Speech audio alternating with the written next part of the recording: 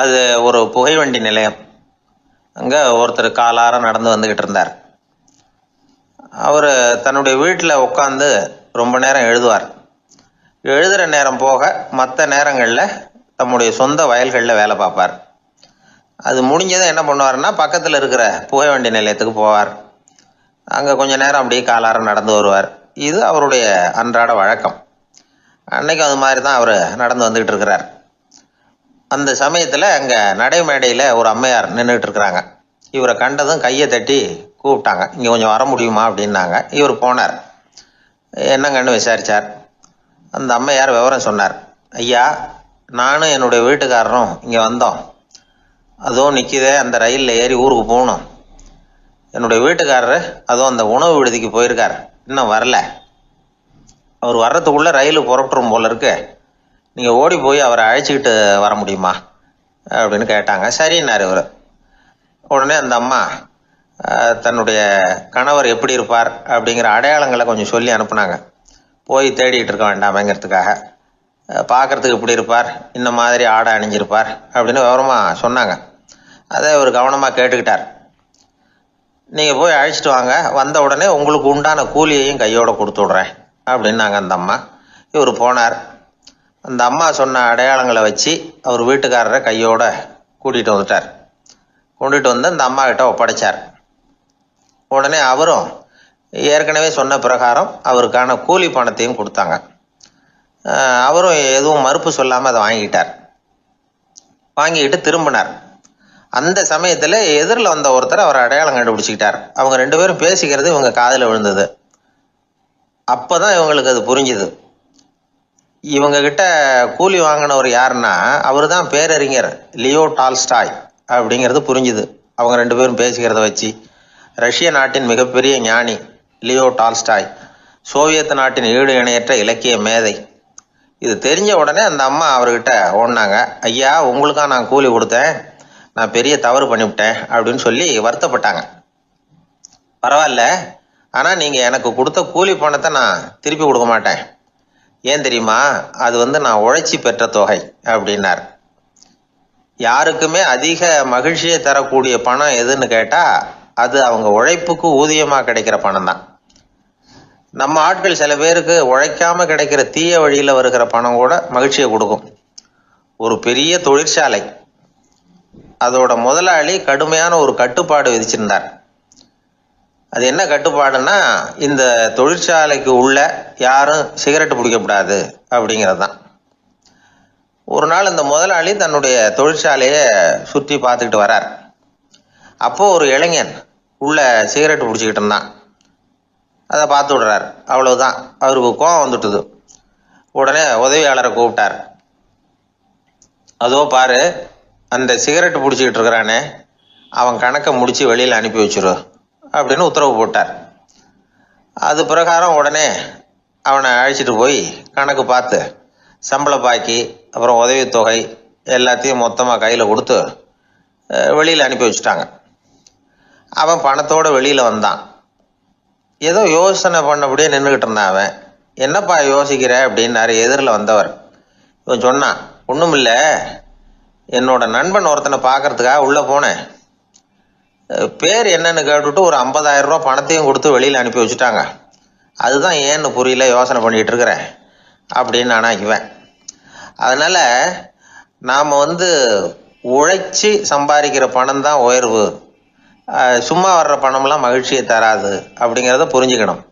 அப்பேற்பட்ட ஞானி ரஷ்ய மேதை அவர் பாருங்க, அந்த பணத்தை வாங்கின பணத்தை திருப்பி கொடுக்க மாட்டேன்னு விட்டார். ஏன்னா அது உழைத்து பெற்ற தொகை, அதை நான் கொடுக்க மாட்டேன்னார். அதனால் நமக்கு செல்வம் சேர்க்கறது பெருசு இல்லை, அந்த சேருகிற செல்வம் நமக்கு மகிழ்ச்சியை கொடுக்கணும். அதுக்கு என்ன வழின்னா, நாம் உழைத்து சம்பாதிக்கணும் அப்படிங்கிறத அதிலிருந்து புரிஞ்சிக்க வேண்டியது ரொம்ப அவசியம். அதனால் உழைப்போம் உயர்வோம், இதுதான் வெற்றியின் ரகசியம். ஒரு ஆள் அசையாமல் கிடக்கிறார், அவர் இருக்காரா போயிட்டாராங்கிறத எப்படி முடிவு பண்ணுறோம்? அவர் மூக்குக்கு முன்னாடி புறங்கையை வச்சு பார்க்குறோம், மூச்சு வருதா இல்லையா அப்படிங்கிறத கண்டுபிடிக்கிறதுக்காக. மூச்சுங்கிறது அவ்வளவு முக்கியமான ஒரு விஷயம். சுவாசம் இல்லைன்னா எதுவுமே இல்லை. நம்ம பூமி இருக்க அது கூட சுவாசிக்குதுங்கிறத சோவியத் விஞ்ஞானிகள் கண்டுபிடிச்சிருக்கிறாங்க. பூமிக்கு மேலே இருக்கிற மண் அடுக்கில் காற்றில் உள்ள ஆக்சிஜன் ஆக்சிகரணம் அடையுது அப்படின்னு தான் இதுவரைக்கும் எல்லாரும் நம்பிக்கிட்டு இருந்தாங்க. ஆனால் இப்போ என்ன கண்டுபிடிச்சிருக்கிறாங்கன்னா, அந்த ஆக்சிஜன் பூமிக்குள்ளே 1 கிலோமீட்டர் ஆழம் வரைக்கும் ஊடுருவி போகுதான். பூமிக்குள்ளே 2 பக்கமும் பல கிலோமீட்டர் வரைக்கும் பரவுதான். பூமிக்குள்ளே இருக்கிற நீர்நிலை அடுக்குகள் தான் நுரையீரல் செய்கிற வேலையை செய்யுதான். நம்ம உடம்புல நுரையீரல் இல்லைன்னா ஒன்றும் நடக்காது.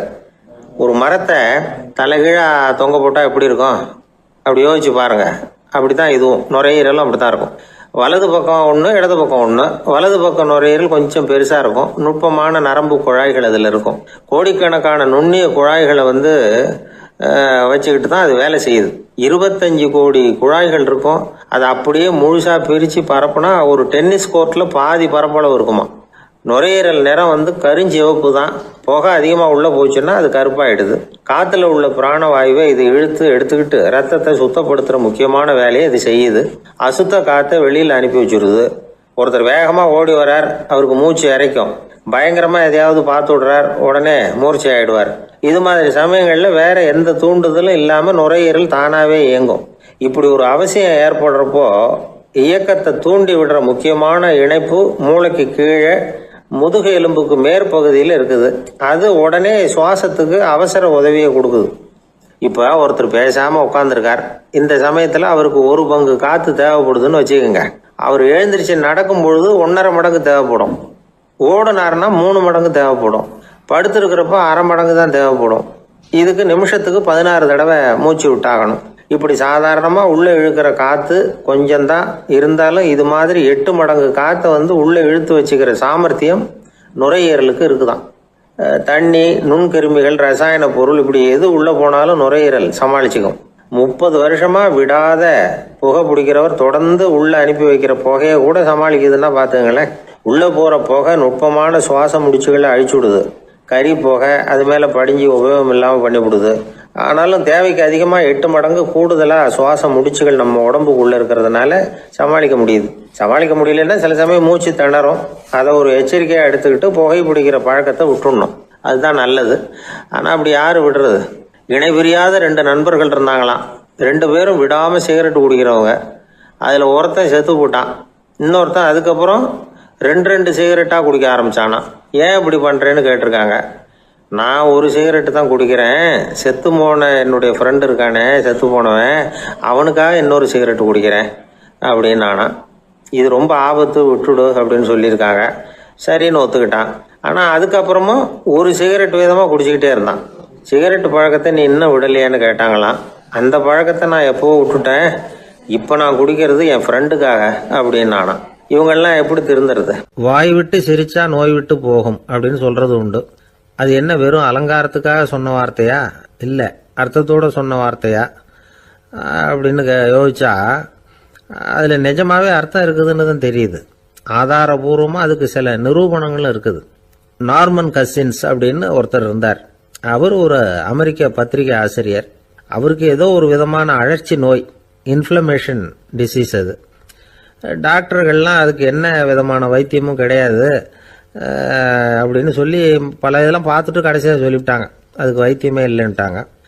டாக்டர்கள் தான் சொல்லிவிட்டாங்களே, அதனால் இது இப்படியே இருந்துட்டு போகட்டும் அப்படின்னு விட்டுற வேண்டியது தானே. ஆனால் அவர் அப்படி நினைக்கல. உடனே அவர் என்ன பண்ணார்னா, ஆஸ்பத்திரி ரூமை காலி பண்ணார். ஹோட்டலில் போய் ஒரு ரூம் எடுத்துக்கிட்டார். அங்கே போனார். தினமும் அவருக்கு பிடிச்ச தமாஷான படங்களையெல்லாம் டிவியில் போட்டு பார்த்துக்கிட்டு இருந்தார். சிரிப்பு வரக்கூடிய புத்தகங்களையெல்லாம் படித்தார். கொஞ்ச நாள் ஆச்சு. அவருக்கு இருந்த தொந்தரவு குணமாக ஆரம்பிச்சிட்டுது. இதை கேள்விப்பட்ட உடனே பழைய டாக்டர்கள்லாம் ஓடி வந்தாங்க. ஓடி வந்து பார்க்குறாங்க. அவர் உடம்பை சோதனை பண்ணி பார்க்குறாங்க. பார்த்தா அவர் உடம்பு குணமாகறதுக்கு உதவியாக இருந்தது சிரிப்பு தான் அப்படிங்கிறத விஞ்ஞானபூர்வமாக அவங்க ஒத்துக்கிட்டாங்களாம். இருந்தாலும் சிரிப்பு எந்த முறையில் எந்த விதத்தில் உதவி பண்ணுது அப்படிங்கிறத இன்னமும் சரியாக புரிஞ்சிக்க முடியல. ஆனாலும் ஒரு சில விஷயங்கள் மட்டும் புரியுது. அது என்னன்னா, சிரிப்பு சுவாசத்தை மேம்படுத்துது, ரத்த அழுத்தத்தை குறைக்குது, உடம்பு குணமாகறதுக்கே உரிய சில ஹார்மோன்கள் அதிகமாக உருவாகி வர்றதுக்கு வழி செய்யுது. இந்த அளவுக்கு தான் சிரிப்போட செயல்பாட்டை நாம் புரிஞ்சிக்க முடியுது. இருந்தாலும் இதை பற்றி கண்டுபிடிக்க வேண்டியது இன்னமும் ஏராளமாக இருக்குது. அதையெல்லாம் விவரமாக கண்டுபிடிக்கிற வரைக்கும் நாம் காத்துக்கிட்டு இருக்க வேண்டியதில்லை. இப்போவே தாராளமாக சிரிக்கலாம். அதில் என்னத்துக்கு சிக்கணும்? காசா பணமா? சிரிப்புன்னா ஹாஹான்னு சத்தம் போட்டு சிரிச்சாதான் உடம்புக்கு நல்லதுன்னு இல்லை. லேசான புன்னகை கூட உடம்புக்கு நல்லது செய்யுமா. லேசாக புன்னகை பூத்தா அந்த சமயத்தில் நாம் எப்படி ஆகுது? நம்ம உடம்பு பூரா அமைதி அடையுதான். இதையும் ஆதாரபூர்வமாக கண்டுபிடிச்சி தான் சொல்கிறாங்க. எப்போவாவது மனசு சங்கடமாக இருக்கிறப்போ கொஞ்சம் முயற்சி பண்ணி முகத்தில் புன்னகையை கொண்டுகிட்டு வந்து பாருங்கள். அதோட சுகம் உங்களுக்கு அனுபவித்து பார்த்தா தான் தெரியும். கண்ணும் உதடும் மலரும் பொழுது இருக்கிற ஆனந்தமே ஆனந்தம் அப்படிங்கிறாங்க அனுபவித்து பார்த்தவங்க. வாழ்க்கையில் நாம் தமாஷா இருக்கணும்னா அதுக்கு சில வழிகளையும் அவங்க சொல்லி வச்சிருக்கிறாங்க. முதல்ல நீங்கள் உற்சாகமாக இருக்கிறவங்க கூடவே அதிகமாக பழகணும். அவங்க கூடவே அதிக நேரம் இருக்கிறது மாதிரி பார்த்துக்கணும். அழுது வடிகிறவங்ககிட்டயே இருக்கக்கூடாது. அவங்கள அவாய்டு பண்ணுங்க. அவங்கள விட்டு விலகி வந்துடுங்க. உங்கள் முன்னாடி இருக்கிறவர் எப்பவும் மூஞ்சியை தொங்க போட்டுக்கிட்டே இருக்கிறவராக இருந்தால் கொஞ்ச நாளில் உங்கள் முகமும் அப்படியே ஆகிடுமா. ஜாக்கிரதையாக இருக்கணுமா. ரெண்டாவது, எடுத்ததுக்கெல்லாம் சீரியஸ் ஆகிடக்கூடாது. எதையும் நிதானமாக யோசிக்கணும். அடுத்தவங்க நம்மளை மதிக்கணுங்கிறதுக்காக நாம் பகட்டாக நடந்துக்கிறதுக்கு ஆசைப்படக்கூடாது. உங்களுக்கு பிடிச்ச தமாஷான வீடியோ படங்கள், புத்தகங்கள் இதையெல்லாம் லிஸ்ட்டு போட்டுக்கிட்டு முடிஞ்ச அளவுக்கு வாங்கி சேர்த்து வீட்டுக்குள்ளேயே ஒரு லைப்ரரி உண்டாக்கிக்கலாம். ஒரு பெரிய பிஸ்னஸ்மேன், ரொம்ப வெற்றிகரமாக பிஸ்னஸ் பண்ணுறவராம். அவர் எப்படின்னா அடிக்கடி ரயிலில் பிரயாணம் பண்ணுறப்போ நியூஸ் பேப்பரை வச்சுக்கிட்டு ரொம்ப சுவாரஸ்யமாக படிச்சுக்கிட்டே போகிறான். நியூஸ் பேப்பரில் அப்படி என்ன சுவாரஸ்யமான விஷயம் அப்படின்னு எட்டி பார்த்தா அதுக்குள்ளே ஒரு காமிக் புஸ்தகத்தை வச்சுக்கிட்டு படிச்சுக்கிட்டு இருப்பாராம். என்னங்க அப்படின்னு கேட்டால், என் மனசு லேசாக இருக்கிறதுக்கு இது ரொம்ப உதவியாக இருக்குது அப்படின்பாரான். அது ஒரு பக்கம் இருக்கட்டும். சிரிப்புன்னா எல்லா விதமான தமாஷும் உடம்புக்கு நல்லதுன்னு நினைச்சிடக்கூடாதான். ஜேம்ஸ் கரோல் அப்படிங்கிற அமெரிக்க உளவியல் நிபுணர் என்ன சொல்றாரு தெரியுமா? அடுத்தவங்களை குறை சொல்றது, கேலி பண்றது, நையாண்டி பண்றது, இது மாதிரியான நகைச்சுவையெல்லாம் நல்லது செய்யறது இல்லைங்கிறார் அவர். அடுத்தவங்களை தொந்தரவு பண்ணாத ஜோக்குகள் தான் எப்பவும் நல்லது. யாராவது ஜோக்கு சொன்னால் தாராளமாக சிரிக்கணும். ஒருத்தர் வந்தார், இன்னொருத்தரை கூட அழைச்சிக்கிட்டு என்கிட்ட காட்டினார். அவர் தன்னுடைய முகத்தை ரொம்ப சீரியஸாக வச்சுக்கிட்டு இருந்தார். என்னங்க விஷயம் அப்படின்னு விசாரித்தோம். வந்தவர் எங்களை பார்த்து சொன்னார், சார், இவர் கூட ஒரு பெரிய ப்ராப்ளம்னார். என்னன்னு, ஏதாவது ஒரு ஜோக்கு சொன்னால் உடனே சத்தம் போட்டு சிரிக்க ஆரம்பிச்சுடுறார் சார் அப்படின்னார். ஜோக்கை கேட்டுட்டு சிரிக்க ஆரம்பித்தா அது ப்ராப்ளம் இல்லையே அப்படின்னு சொன்னோம். சிரிக்க ஆரம்பிக்கிறது ப்ராப்ளம் இல்லை சார், ஆனால் அப்படி ஆரம்பிக்கிற சிரிப்பை அதுக்கப்புறம் நிறுத்தவே மாட்டேங்கிறார். நாள் கணக்கில் அது பாட்டு போயிட்டு இருக்கு, அதுதான் ப்ராப்ளம் அப்படின்னார் அவர். ஒரு ஊரில் ஒரு மன்னர் இருந்தார். அவர் பக்கத்து தேசத்து மேலே படையெடுக்கணும்னு நினச்சிக்கிட்டு இருந்தார். அதையும் தன்னுடைய நாட்டோட சேர்த்துக்கணுங்கிற ஆசை. எப்போ படையெடுக்கலாம்னு யோசிச்சுக்கிட்டு இருந்தார். இப்படி யோசிச்சுக்கிட்டு இருந்த சமயத்தில் ஒரு பெரியவர் அவரை தேடிட்டு வந்தார். அவர் அடிக்கடி வருவார், அவர்கிட்ட பேசிக்கிட்டு இருப்பார். இப்போவும் அப்படி தான் வந்தார். என்ன மன்னா யோசனைன்னாரு. இவர் தன்னுடைய யோசனையை சொன்னார். இந்த சமயத்தில் மன்னருக்கு தாகம் எடுத்தது, தண்ணி குடிக்கணும் போல இருந்தது. உடனே அங்கே இருந்த ஒரு அரண்மனை பணியாளரை கூப்பிட்டார். போய் கொஞ்சம் தண்ணி கொண்டு வாப்பா அப்படின்னார். அந்த பணியாளர் போனார், ஒரு கோலையில் தண்ணி கொண்டு வந்தார். ராஜா கிட்ட நீட்டினார். ராஜா அதை வாங்கி குடிக்கிறதுக்காக வாயிட்ட கொண்டுட்டு போனார். அந்த நேரம் பார்த்து, மன்னா கொஞ்சம் பொறுங்கன்னார் இந்த பெரியவர். ஆவலோட குடிக்க போன மன்னர் அப்படியே நிறுத்திக்கிட்டு பெரியவரை பார்த்தார். இப்போ அந்த பெரியவர் சொன்னார், மன்னா, இப்போ உங்களை விட வலிமை உள்ள ஒரு சக்தி உங்களுக்கு தண்ணி கொடுக்க மறுத்துடுதுன்னு வைங்க, உங்களை குடிக்க விடாம தடுத்துடுது அப்படின்னா, இப்போ இந்த ஒரு கோவள தண்ணீரை என்ன விலை கொடுத்து வாங்குவீங்க அப்படின்னு கேட்டார். இப்போ எனக்கு இருக்கிற தாகத்துக்கு என்னுடைய அரசாங்கத்தில் பாதியையாவது கொடுத்து இந்த தண்ணியை வாங்கறதுக்கு தயங்க மாட்டேன்னார் அவர். சரி, இப்போ அந்த தண்ணியை குடிங்கன்னார் பெரியவர். மன்னர் ஆவலோடு அந்த தண்ணியை குடிச்சு முடிச்சார். அதுக்கப்புறம் கொஞ்ச நேரம் தன்னுடைய படையெடுப்பை பற்றி சொல்லிக்கிட்டு இருந்தார். கொஞ்ச நேரம் கழிச்சு மறுபடியும் இந்த பெரியவர் கேட்டார், மன்னா, இப்போ நீங்கள் ஒரு கோவள தண்ணீரை குடிச்சு முடிச்சுட்டீங்க. இப்போ அந்த தண்ணீர் உங்கள் உடம்பை விட்டு வெளியில் வரக்கூடிய பாதை அடப்பட்டு போச்சு அப்படின்னு வச்சுங்க, அதை வெளியேற்றுவதற்காக நீங்கள் எவ்வளவு செலவழிப்பீங்க அப்படின்னு கேட்டார். மன்னர் யோசனை பண்ணார். அப்படி ஒரு நிலைமை ஏற்பட்டு போச்சுன்னா என்னுடைய அரசாங்கம் பூராவையும் அதுக்கு ஈடா தர்றதுக்கு கூட தயங்க மாட்டேன்னார். இப்போ அந்த பெரியவர் சொன்னார், எந்த அரசாங்கத்தின் மதிப்பு ஒரு கோவள தண்ணீர் அளவுக்கு கூட இல்லையோ அந்த அரசாங்கத்தை அடையணுங்கிற பேராசையில் மனிதர்கள் தங்களுடைய சகோதரர்கள் கூடவே சண்டை போட்டுக்கிறாங்களே, அதில் ஏதாவது அர்த்தம் இருக்குதா அப்படின்னாராம். மன்னருக்கு இப்பதான் அர்த்தம் புரிஞ்சுதான். மனசுல தெளிவு உண்டாச்சு. தன் மனசுக்குள்ள உண்டான வெறியை விரட்டி அடிச்சு விட்டார். அதுக்கப்புறம் நிம்மதியாக ஆட்சி புரிஞ்சார். இப்படி ஒரு கதை. உயிருக்கு என்ன விலை கொஞ்சம் யோசனை பண்ணி பாருங்க. ஆனால் அது இப்போ எவ்வளோ மலிவாக போயிட்டுது, அதையும் யோசனை பண்ணி பாருங்களேன். ஆசை பேராசையாக மாறுது, அப்புறம் அது வெறியாக ஆகுது, அதுக்கப்புறம் பைத்தியம் பிடிக்குது. இந்த காலத்து மனிதர்களுக்கு 2 விதமான பைத்தியம் பிடிச்சிருக்கிறதாக ஒரு பெரியவர் சொல்கிறார். ஒன்று பணம், இன்னொன்று அதிகாரம். இதெல்லாம் எவ்வளவு காலத்துக்கு நீடிக்கும்? ஒரு சர்வாதிகார நாட்டில் 3 பேர் ஜெயிலில் இருட்டு அறையில் பேசிக்கிட்டு இருக்கிறாங்க. நீ எப்படி இந்த ஜெயிலுக்கு வந்த அப்படின்னு ஒருத்தர் கேட்டாராம். இந்த நாட்டு ராஜாவை ஆதரித்து நான் பிரச்சாரம் பண்ணினேன், அதனால் கூட்டத்தில் தகராறு வந்துட்டுது, கலவரமாக போச்சு, அதுக்கு நான் தான் காரணம்னு அரெஸ்ட் பண்ணி இங்கே கொண்டாந்து போட்டாங்க அப்படின்னாராம் அவர். சரி, நீ எப்படி இங்கே வந்த அப்படின்னு இன்னொருத்தரை பார்த்து கேட்டிருக்கார். நான் இந்த நாட்டு ராஜாவை எதிர்த்து பிரச்சாரம் பண்ணேன், அதனால் கலவரம், அரெஸ்ட் பண்ணி கொண்டாந்து போட்டாங்கன்னார். சரிப்பா, நீ எப்படி அங்கே வந்த அப்படின்னு 3வது ஆளை பார்த்து இவங்க கேட்டாங்களாம். இதுக்கு அந்த ஆள் மெதுவாக வெளிச்சத்துக்கு நான் தான் இந்த நாட்டு ராஜா அப்படின்னாராம். ஒரு நண்பர் ஆனந்தமாக சிகரெட் பிடிச்சிக்கிட்டு இருந்தார். இந்த பழக்கத்தை விட்டுவிடுங்களேன் அப்படின்னு சொல்லி பார்த்தோம். விட்டுடலாம்னு தான் பார்க்குறேன், ஆனால் முடியலையேன்னார். மனசு வச்சா எல்லாம் முடியும் அப்படின்னோம்.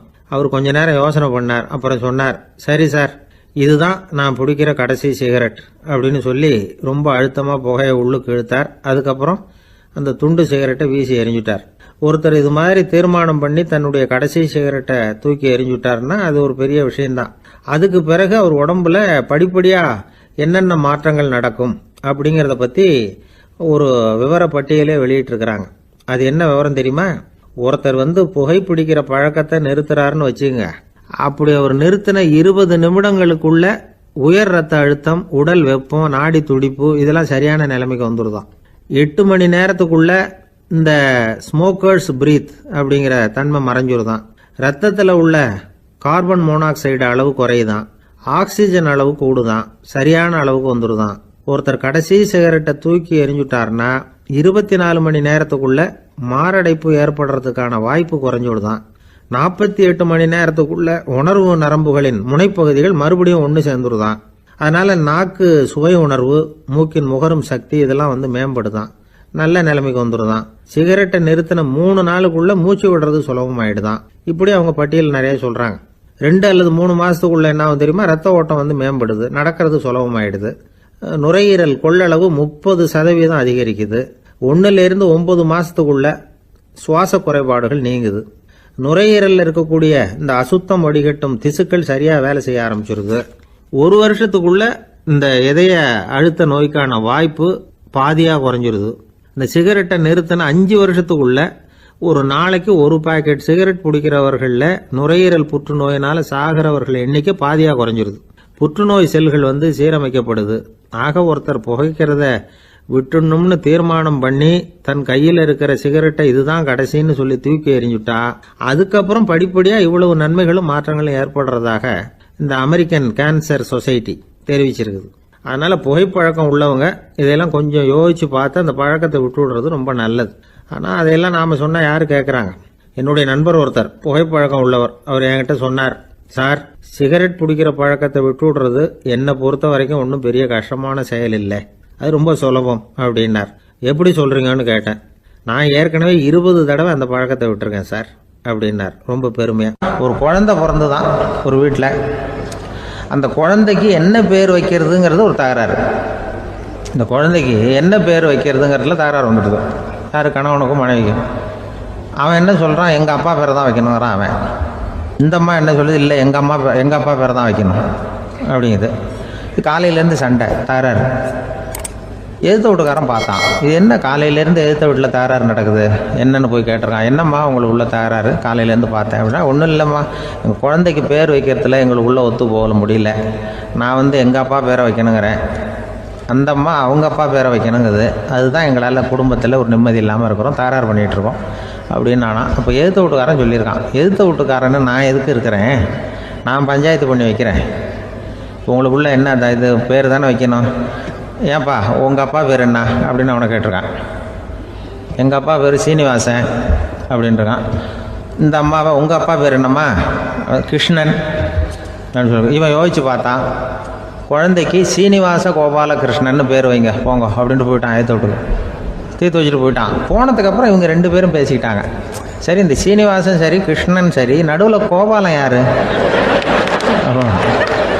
அப்படின்னு சொல்லி அவனை போய் இழுத்துட்டு வந்தான். எழுத்து வீட்டில் போய் அது யார்ரா, அது இங்கே வா, அது யார்ரா கோபாலன், அது எங்கள் அப்பா பேர், நீ அதை மட்டும் எதுக்கு விட்டு வைக்கிற, அதையும் சேர்த்து வச்சுட்டு போடான்னு.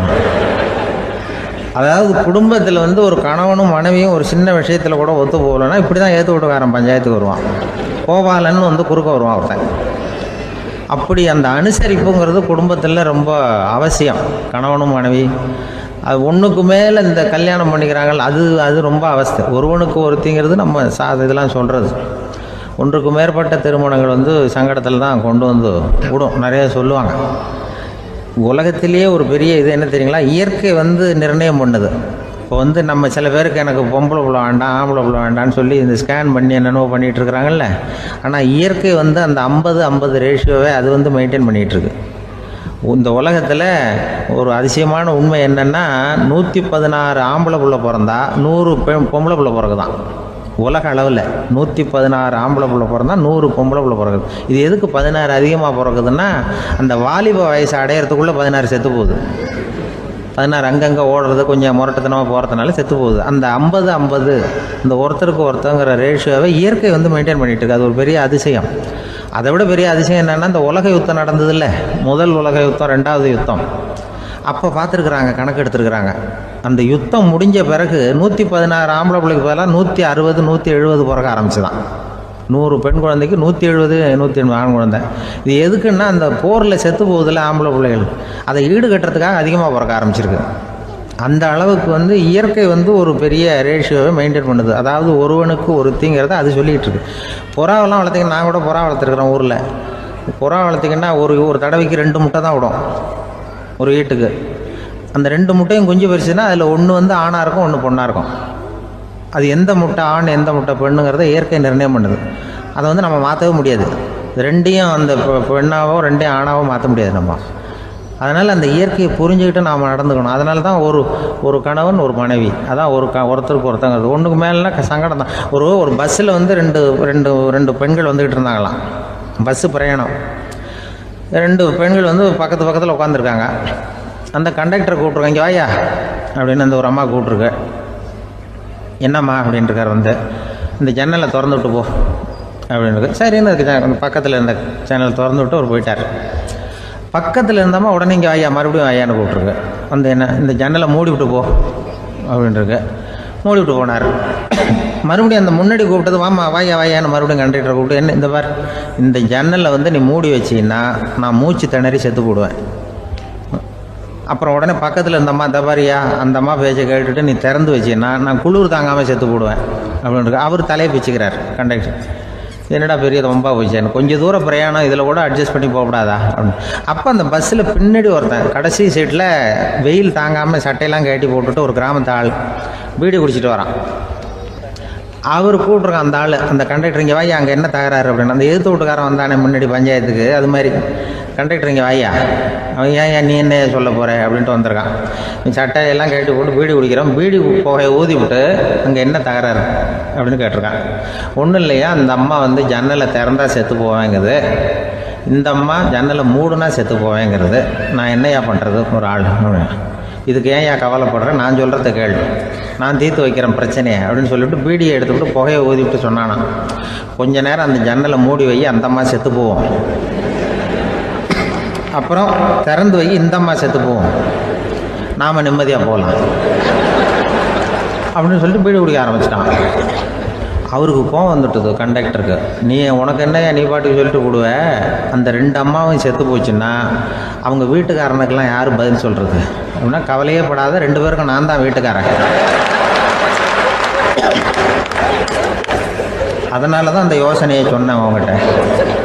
அப்புறம் இதுதான், இந்த ஒன்றுக்கு மேலே போச்சுன்னா அது இயற்கைக்கு விரோதம், இப்படிலாம் ஆகும். அதனால தான் அவன் அவ்வளவு ஒன்றுமே வேண்டான்ட்டு கடைசி பெஞ்சு இதில் போய் சீட்டில் உட்காந்துக்கிட்டான்.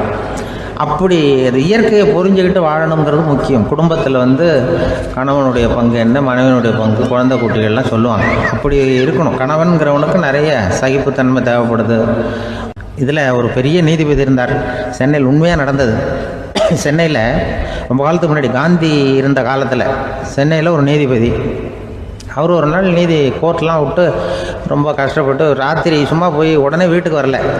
கோர்ட்டினுடைய நடவடிக்கை முடிஞ்சு வீட்டுக்கு வராமல் போய் எங்கெங்கேயோ போய் சுற்றிவிட்டு அந்த நண்பர்களோடு அப்படி உல்லாசமாக அப்படி கொண்டாடிவிட்டு நடுராத்திரிக்கு வந்திருக்கிறாரு வீட்டுக்கு 1 மணிக்கு. அப்போ அந்த வயசான அம்மா வாசல்லையே காத்துக்கிட்டு இருக்கு. உள்ளே போச்சு நீதிபதி, இன்னும் வந்து சேரலேன்னு வாசல்லையே நின்றுட்டு இருந்துதான். அப்போ அது வந்த உடனே பலார்னு அரைஞ்சி விட்டாங்களாம் அந்த அம்மா. ஏன்டா அவ்வளோ தூரம் எங்கே போனேன், என்ன தான் நீதிபதியாக இருந்தாலும் அவங்களுக்கு உள்ள தானே, பலார்னு அரைஞ்சி விட்டாங்க. உடனே அவர் கலங்கி போய் அழுதாராம். மறுநாள் கேட்டிருக்காங்க அந்த பக்கத்தில் இருந்தவங்க, ஏன் நீ வந்து பெரிய நீதிபதி, பெரிய பதவியில் இருக்க, அதனால் உன்னை அவங்க அம்மா அடிச்சிட்டாங்கன்னு அழுதியா அப்படின்னு கேட்டாங்களாம். அப்போ அவர் சொன்னாராம் நீதிபதி, இல்லை நான் வந்து இது மாதிரி எங்கள் அம்மாக்கிட்ட அடிக்கடி அடி வாங்குவேன். எப்போதும் அவங்க அடிக்கிற அடி பலமாக விழும். இப்போ அவங்க அடித்தது எனக்கு வலிக்கவே இல்லை. அந்த அளவுக்கு அவங்களுக்கு வயசாகிட்டுதே, பலம் குறைஞ்சிட்டுதேன்னு நினச்சி அழுதேன் அப்படின்னு இருக்காராம். அதுதான் புள்ள அம்மா பேரில் உள்ள பாசங்கிறது. இதே போல் நான் சொன்னது மாதிரி முன்னாடி ஒரு இறைநேச செல்வர் ஒருத்தர் இருந்தார். ஒரு அம்மா வந்து எனக்கு அப்பா தண்ணி கொடுப்பா அப்படின்றது படுக்கையில் இருந்த அம்மா. இவர் ஏதோ படிச்சுக்கிட்டு இருந்தவர், ஒரு சின்ன இளைஞர். உடனே ஓடி போய் ஒரு குவளையில் தண்ணி எடுத்துகிட்டு போய் அம்மாவுக்கு முன்னாடி நிற்கிறார். முன்ன அந்த அம்மா அதுக்குள்ளே தூங்கி போச்சு. இவர் அந்த தண்ணியை வச்சுக்கிட்டு அவர் பாட்டு நிற்கிறார். விடிஞ்சு போச்சு. விடிகிற சமயத்தில் அந்த அம்மா முடிச்சு பார்க்குது, பையன் தண்ணியோட கையில் வச்சுட்டு நிற்கிறார்.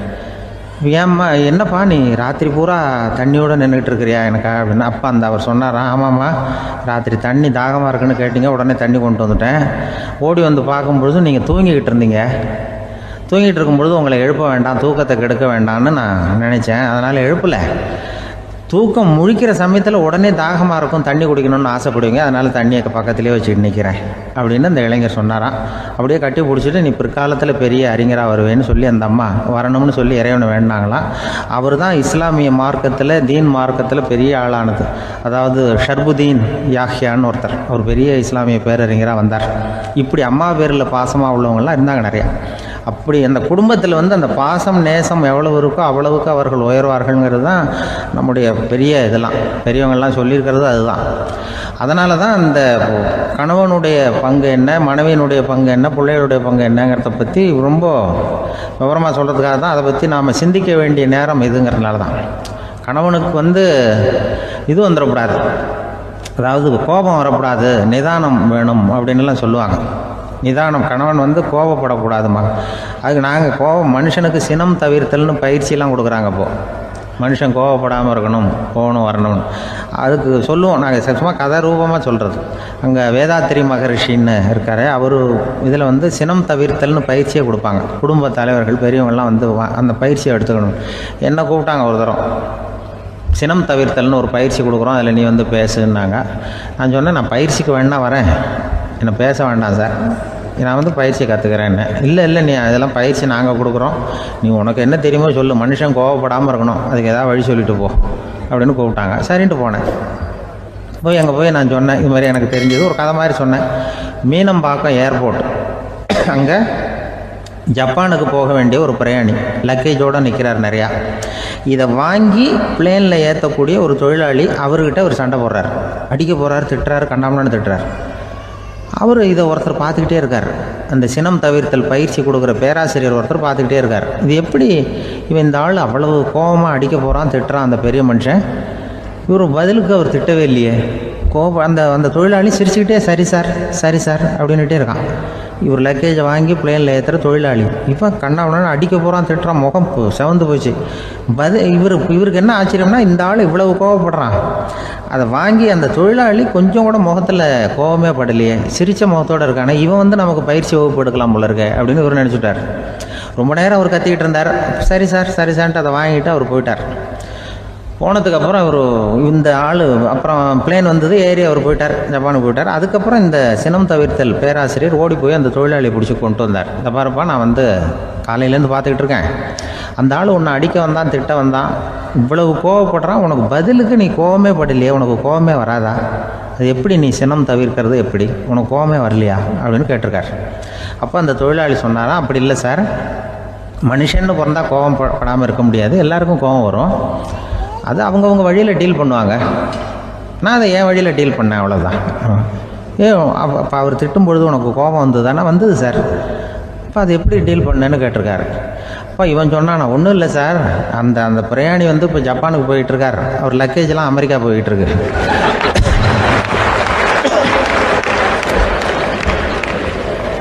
இதுக்கு நாம் எதுக்கு சார் அனாவசியமாக அவன்கிட்ட போய் சண்டை போட்டுக்கிட்டேன்? அப்படி மாற்றி ஏற்றி விட்டா அவன் போய் பார்த்துக்கிறான் எங்கேயாவது. அதுதான் நான் சினம் தவிர்க்கிற வழி அப்படின்னு சொன்னாரான். உடனே இதை தான் எனக்கு தெரிஞ்சது கோபம் வராமல் இருக்கிறதுன்னு அங்கே பேசினேன் அந்த கூட்டத்தில். அதுக்கப்புறம் இன்ன வரைக்கும் அவங்க கூப்பிடுறதே இல்லை என்ன. ஏன்னா நாங்கள் வந்து முறையாக ஒருத்தன் கோவப்படாமல் இருக்கிறதுக்கு என்ன வழின்னு சொல்லி கொடுத்துட்ருக்குறோம். நீ இப்படி பண்ணுறியப்பா அப்படின்னு சொல்லி. இப்போ எப்படின்னா, ஒரு 600 வருஷத்துக்கு முன்னாடி மனுஷனுக்கு இருந்த நெருக்கடி இருக்குது பாருங்கள். ஒரு 600 வருஷத்துக்கு முன்னாடி மனுஷனுக்கு எவ்வளோ நெருக்கடி இருந்ததோ அதுபோல் 40 பங்கு இப்போ அதிகமாகிட்டு தான் கண்டுபிடிச்சி சொல்லியிருக்கிறாங்க. அவ்வளவு நெருக்கடிக்கு மத்தியில் நாம் வாழ்ந்துக்கிட்டு இருக்கிறோம். ஒரு 600 வருஷத்துக்கு முன்னாடி என் தலையில் 1 கிலோ வச்சுக்கிட்டு நின்னேன்னு வைங்க, இப்போ 40 கிலோ வச்சுக்கிட்டு நிற்கிறேன். அப்படி ஒவ்வொரு மனுஷனுக்கும் வாழ்க்கையில் நெருக்கடி அதிகமாக போச்சு. இப்போ இந்த நெருக்கடியில் முன்னாடிலாம் யாரோ ஒருத்தர் தான் தியானம் பண்ணுவாங்க. தியானம்னா ஒருத்தர் 2 பேர் காட்டுக்கு போய் தியானம் பண்ணிகிட்டு இருப்பாங்க 600 வருஷத்துக்கு முன்னாடி. இப்போ வீட்டுக்கு வீடு தியானம் நடக்குது. ஏன்னா அந்தளவுக்கு வாழ்க்கையில் ஒரு நிம்மதி வேணும் அப்படின்னு சொல்லி பண்ணிட்டாங்க. அதுக்கு தான் இயற்கை கொடுத்துருக்கிற ஒரு இயற்கையான வைத்தியம்தான் சிரிப்புங்கிறது. இதை பற்றி பெரியவங்கள்லாம் இப்போ ஆராய்ச்சி பண்ணிகிட்டு இருக்கிறாங்க. சிரிப்புங்கிறது நாம் பிறந்து ஒரு 6 மாதத்தில் தான் முதல் தடவையாக விவரமாக சிரிக்க ஆரம்பிக்கிறோமா. நாம் பிறந்து 6 மாதத்துக்கு, அதாவது முதல் தடவை சிரிக்க ஆரம்பிக்கிறது ஒரு 6ஆவது வாரம், 1.5 மாதத்தில் தான் குழந்தை வந்து விவரமாக சிரிக்க ஆரம்பிக்குது. அப்புறம் அப்படியே சிரிக்க ஆரம்பிக்கிறோமா. அதெல்லாம் இப்போ கணக்கு எடுத்துருக்குறாங்க. ஒரு குழந்தை ஒரு நாளைக்கு 200 தடவை சிரிக்குதான் ஒரு குழந்தை. பெரியவங்கள்லாம் 15 தடவை சிரிக்கிறாங்களாம். 200 தடவை சிரிச்சுக்கிட்டு இருந்த நாம் அப்படியே குறைஞ்சி 15 ஆகிட்டு. அதனால தான் இருதய நோயெல்லாம் வருது, ஹார்ட் அட்டாக்லாம் வருதுன்னு கண்டுபிடிச்சிருக்கிறாங்க. 200 சிரிப்புக்கு வந்து அது வந்து இயல்புத்தன்மை, மனுஷனுடைய இயல்புத்தன்மை சிரிக்கிறது. அதுக்கு ஜோக்கே தேவைப்படாது. ஆனால் இப்போ காலங்காலமாக நாம் என்ன போதிக்கப்பட்டு வந்திருக்கிறோம்னா, சிரிப்புங்கிறது ஒரு பாவமான செயல். ஒரு முதலாளிக்கு முன்னாடி தொழிலாளி சிரித்தா மரியாதை குறைச்சல், ஒரு கணவனுக்கு முன்னாடி மனைவி சிரித்தா மரியாதை குறைச்சல், அது மாதிரி ஒரு வாத்தியாருக்கு முன்னாடி பையன் சிரித்தா மரியாதை குறைச்சல், ஒரு ஆஃபீஸருக்கு முன்னாடி பியூனு சிரித்தா மரியாதை குறைச்சல், இப்படின்னு சொல்லி சிரிப்புங்கிறது ஏதோ மரியாதை குறைவான செயல்னு காலங்காலமாக நாம் போதிக்கப்பட்டு வந்திருக்கிறோம். இப்போ மரபு ரீதியாகவே அந்த சிரிப்பு வந்து நம்மகிட்ட சிறைப்பட்டுருக்குதான், அடங்கி போச்சு. அந்த சிறைப்பட்டிருக்கிற சிரிப்பை வெளியில் கொண்டு வர்றதுக்கு தான் ஜோக்குன்னு ஒரு சாவியை போட வேண்டியிருக்கு. வேறு இந்த ஜோக்குக்கும் சிரிப்புக்கும் சம்மந்தம் இல்லை. அதை ஏற்கனவே இருக்கிறத வெளில கொண்டு வரதுக்கு ஒரு சாவி மாதிரி உபயோகப்படுதுன்னு இப்போ அதை பற்றி ஆராய்ச்சி பண்ணுறவங்களாம் சொல்கிறாங்க. ஏன்னா சிரிப்புக்கு ஜோக்கு தேவைப்படாது. இப்போ ஒரு குழந்தை தொட்டிலில் படுத்துருக்குன்னு வைங்களேன், குழந்தை தொட்டிலில் இருக்குது, அது முகத்துக்கிட்ட போய் ஒரு கிளுகிழுப்பை ஆட்டுங்க சிரிக்கும். அந்த கிளுகிழுப்பை சத்தமே சிரிக்க வைக்கிறதுல அதுதான் மனுஷனுடைய இயல்புத்தன்மை. அது என்ன ஜோக்காது? சத்தம். ஒரு கிளுகிழுப்பையை கொண்டு போய் குழந்தை முகத்துக்கிட்ட ஆட்டினா சிரிக்குதே, அதுதான் இயல்புத்தன்மை. அதே கிளுகிழுப்பையை ஒரு தாத்தா மூஞ்சிக்கிட்ட ஆட்டுங்க, கோவம் வந்துடும், அடிக்க வருவார்.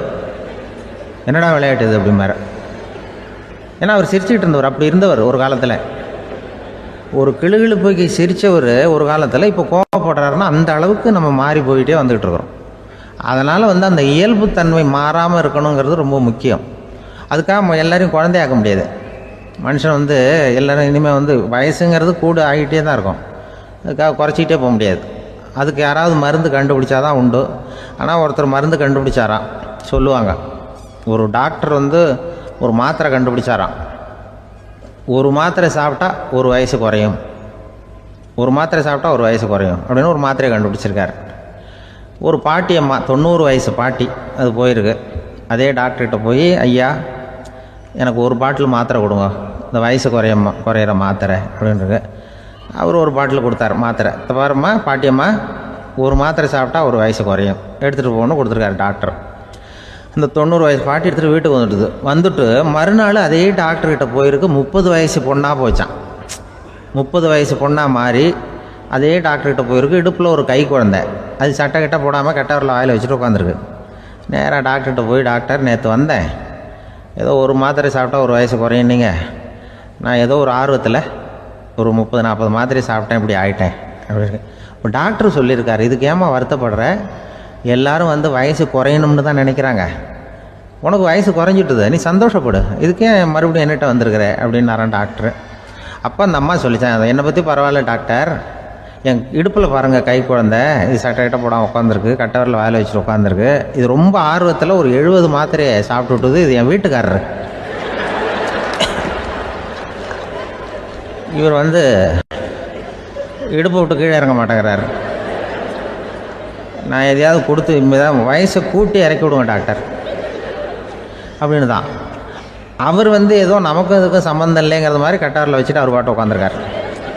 ஏதோ நமக்கு இந்த உலகமே இல்லை, நமக்கு சம்மந்தம் இல்லைங்கிற மாதிரி உட்காந்துருக்கார். இப்படியே நான் தூக்கிட்டு எங்கே அலையிறது இது அப்படின்னு தான். அதனால் வந்து வயசை குறைக்கிறது இயற்கைக்கு விரோதமாக நாம் பண்ண முடியாது. ஆனால் இந்த இயல்புத்தன்மை மாறாமல் வச்சுக்கலாம். குழந்தை மாதிரி மாற முடியாதே தவிர அந்த குழந்தை தன்மையோடு வாழறதுக்கு கற்றுக்கணும்.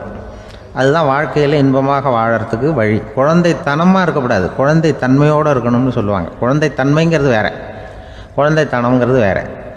அப்படி ஒரு மாத்திரை கண்டுபிடிச்சிட்டா இப்போ யாராவது ஒருத்தவங்க இடுப்பில் குழந்தைய தூக்கிட்டு போனால் போய் கேட்கணும், ஏம்மா இது ஏன் வீட்டுக்காரரா உன் குழந்தையா அப்படின்னு கேட்டு அதுக்கப்புறம் அவருக்கு வணக்கம் சொல்லணும்.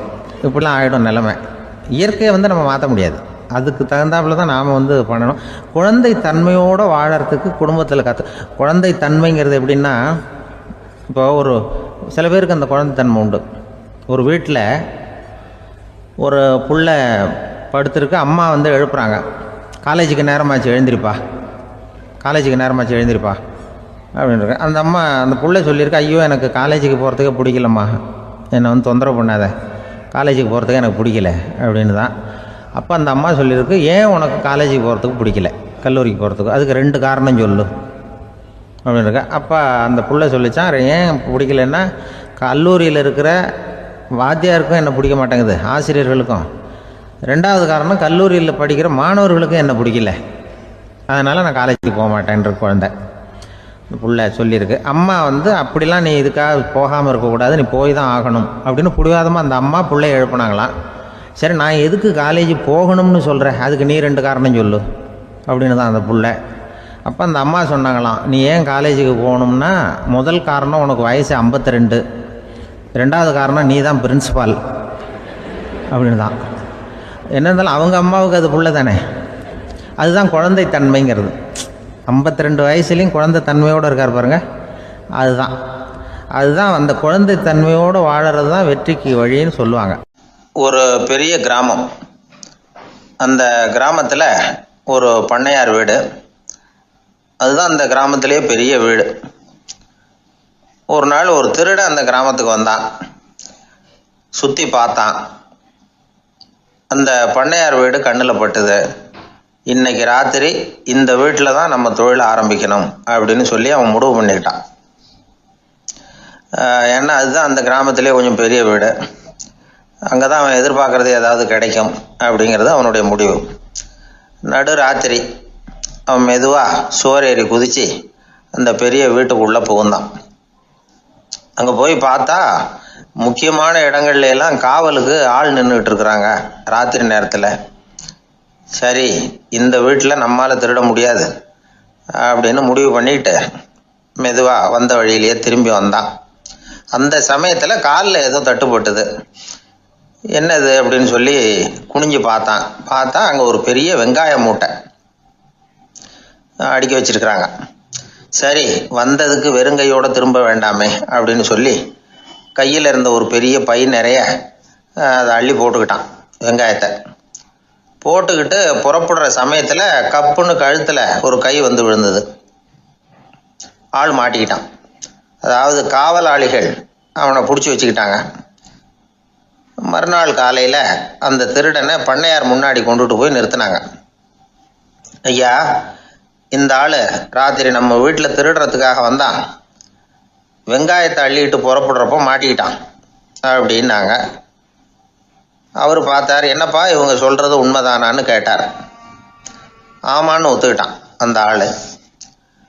பண்ணையார் அதுக்கப்புறம் கொஞ்சம் யோசனை பண்ணார். அப்புறமா தீர்ப்பு வழங்கினார். இதை பார்ப்பா, நீ இங்கே திருட வந்தது குற்றம். அதுக்காக நீ 100 ரூபாய் அபராதம் செலுத்தணும், அல்லது 100 கசையடிகள் வாங்கணும். அதுவும் இல்லைன்னா நீயே திருடுன அவ்வளவு வெங்காயத்தையும் பச்சையா என் கண் முன்னாடியே சாப்பிட்டுடணும். இதில் எந்த தண்டனையை ஏற்றுக்கிறது அப்படிங்கிறத பற்றி நீயே யோசனை பண்ணி முடிவு எடுத்துக்கலாம் அப்படின்னு சொல்லிவிட்டார். அதாவது இவனே முடிவு பண்ணிக்க வேண்டியது, 100 ரூபா பணம் கட்டுறியா, இல்லது சாட்டை அடி வாங்குறியா, அல்லது வெங்காயத்தை சாப்பிட்றியா, இதுதான் அவர் கொடுத்தது, நீயே முடிவு பண்ணி சொல்லுன்னு விட்டார். திருடன் கொஞ்சம் நேரம் யோசனை பண்ணி பார்த்தான். அவனுக்கு இருக்கிறதுலே ரொம்ப சுலபமாக தெரிஞ்சது இந்த வெங்காயத்தையே சாப்பிட்டுட்றேன்ட்டான். ஐயா, நான் இந்த வெங்காயத்தையே சாப்பிட்டுட்றேன், அதுதான் எனக்கு கொஞ்சம் சுலபமாக தெரியுதுன்னா சரின்னு விட்டார் பண்ணையார். அப்படியே எல்லாத்தையும் கொண்டு கொட்டினாங்க. ஒவ்வொன்றா எடுத்து சாப்பிட ஆரம்பித்தான். கொஞ்ச நேரம் சுவாரஸ்யமாக சாப்பிட்டான். அதுக்கப்புறம் வாய் எரிய ஆரம்பிச்சுட்டுது. கண்ணு 2 செவந்து போச்சு. கண்ணில் இருந்து தார தாரையாக கண்ணீர் வழிய ஆரம்பிச்சுட்டுது. ஒரே எரிச்சல். அவனால் தாக்கு பிடிக்க முடியல. வெங்காயம் பாதி கூட தீரல. பார்த்தான், சரி இது நமக்கு சரிப்பட்டு வராது அப்படின்னு முடிவு பண்ணிட்டான். ஐயா, என்னை மன்னிச்சுக்கோங்க, இது என்னால் முடியாது போல இருக்கு, பேசாமல் எனக்கு 100 சாட்டை அடியே கொடுத்துருங்க அப்படின்னா. அவரும் சரின்னார். சாட்டை அடி விழ ஆரம்பிச்சுது. அதுவும் ஆரம்பத்தில் ஒரு மாதிரியாக இருந்தது. ஒரு 60 அடிகள் விழுற வரைக்கும் தாங்கினான். அதுக்கு மேலே அவனால் முடியல, தாக்கு பிடிக்க முடியல. ஐயா, என்னை மன்னிச்சுக்கோங்க அப்படின்னு மறுபடியும் பண்ணையார் காலில் விழுந்தான்.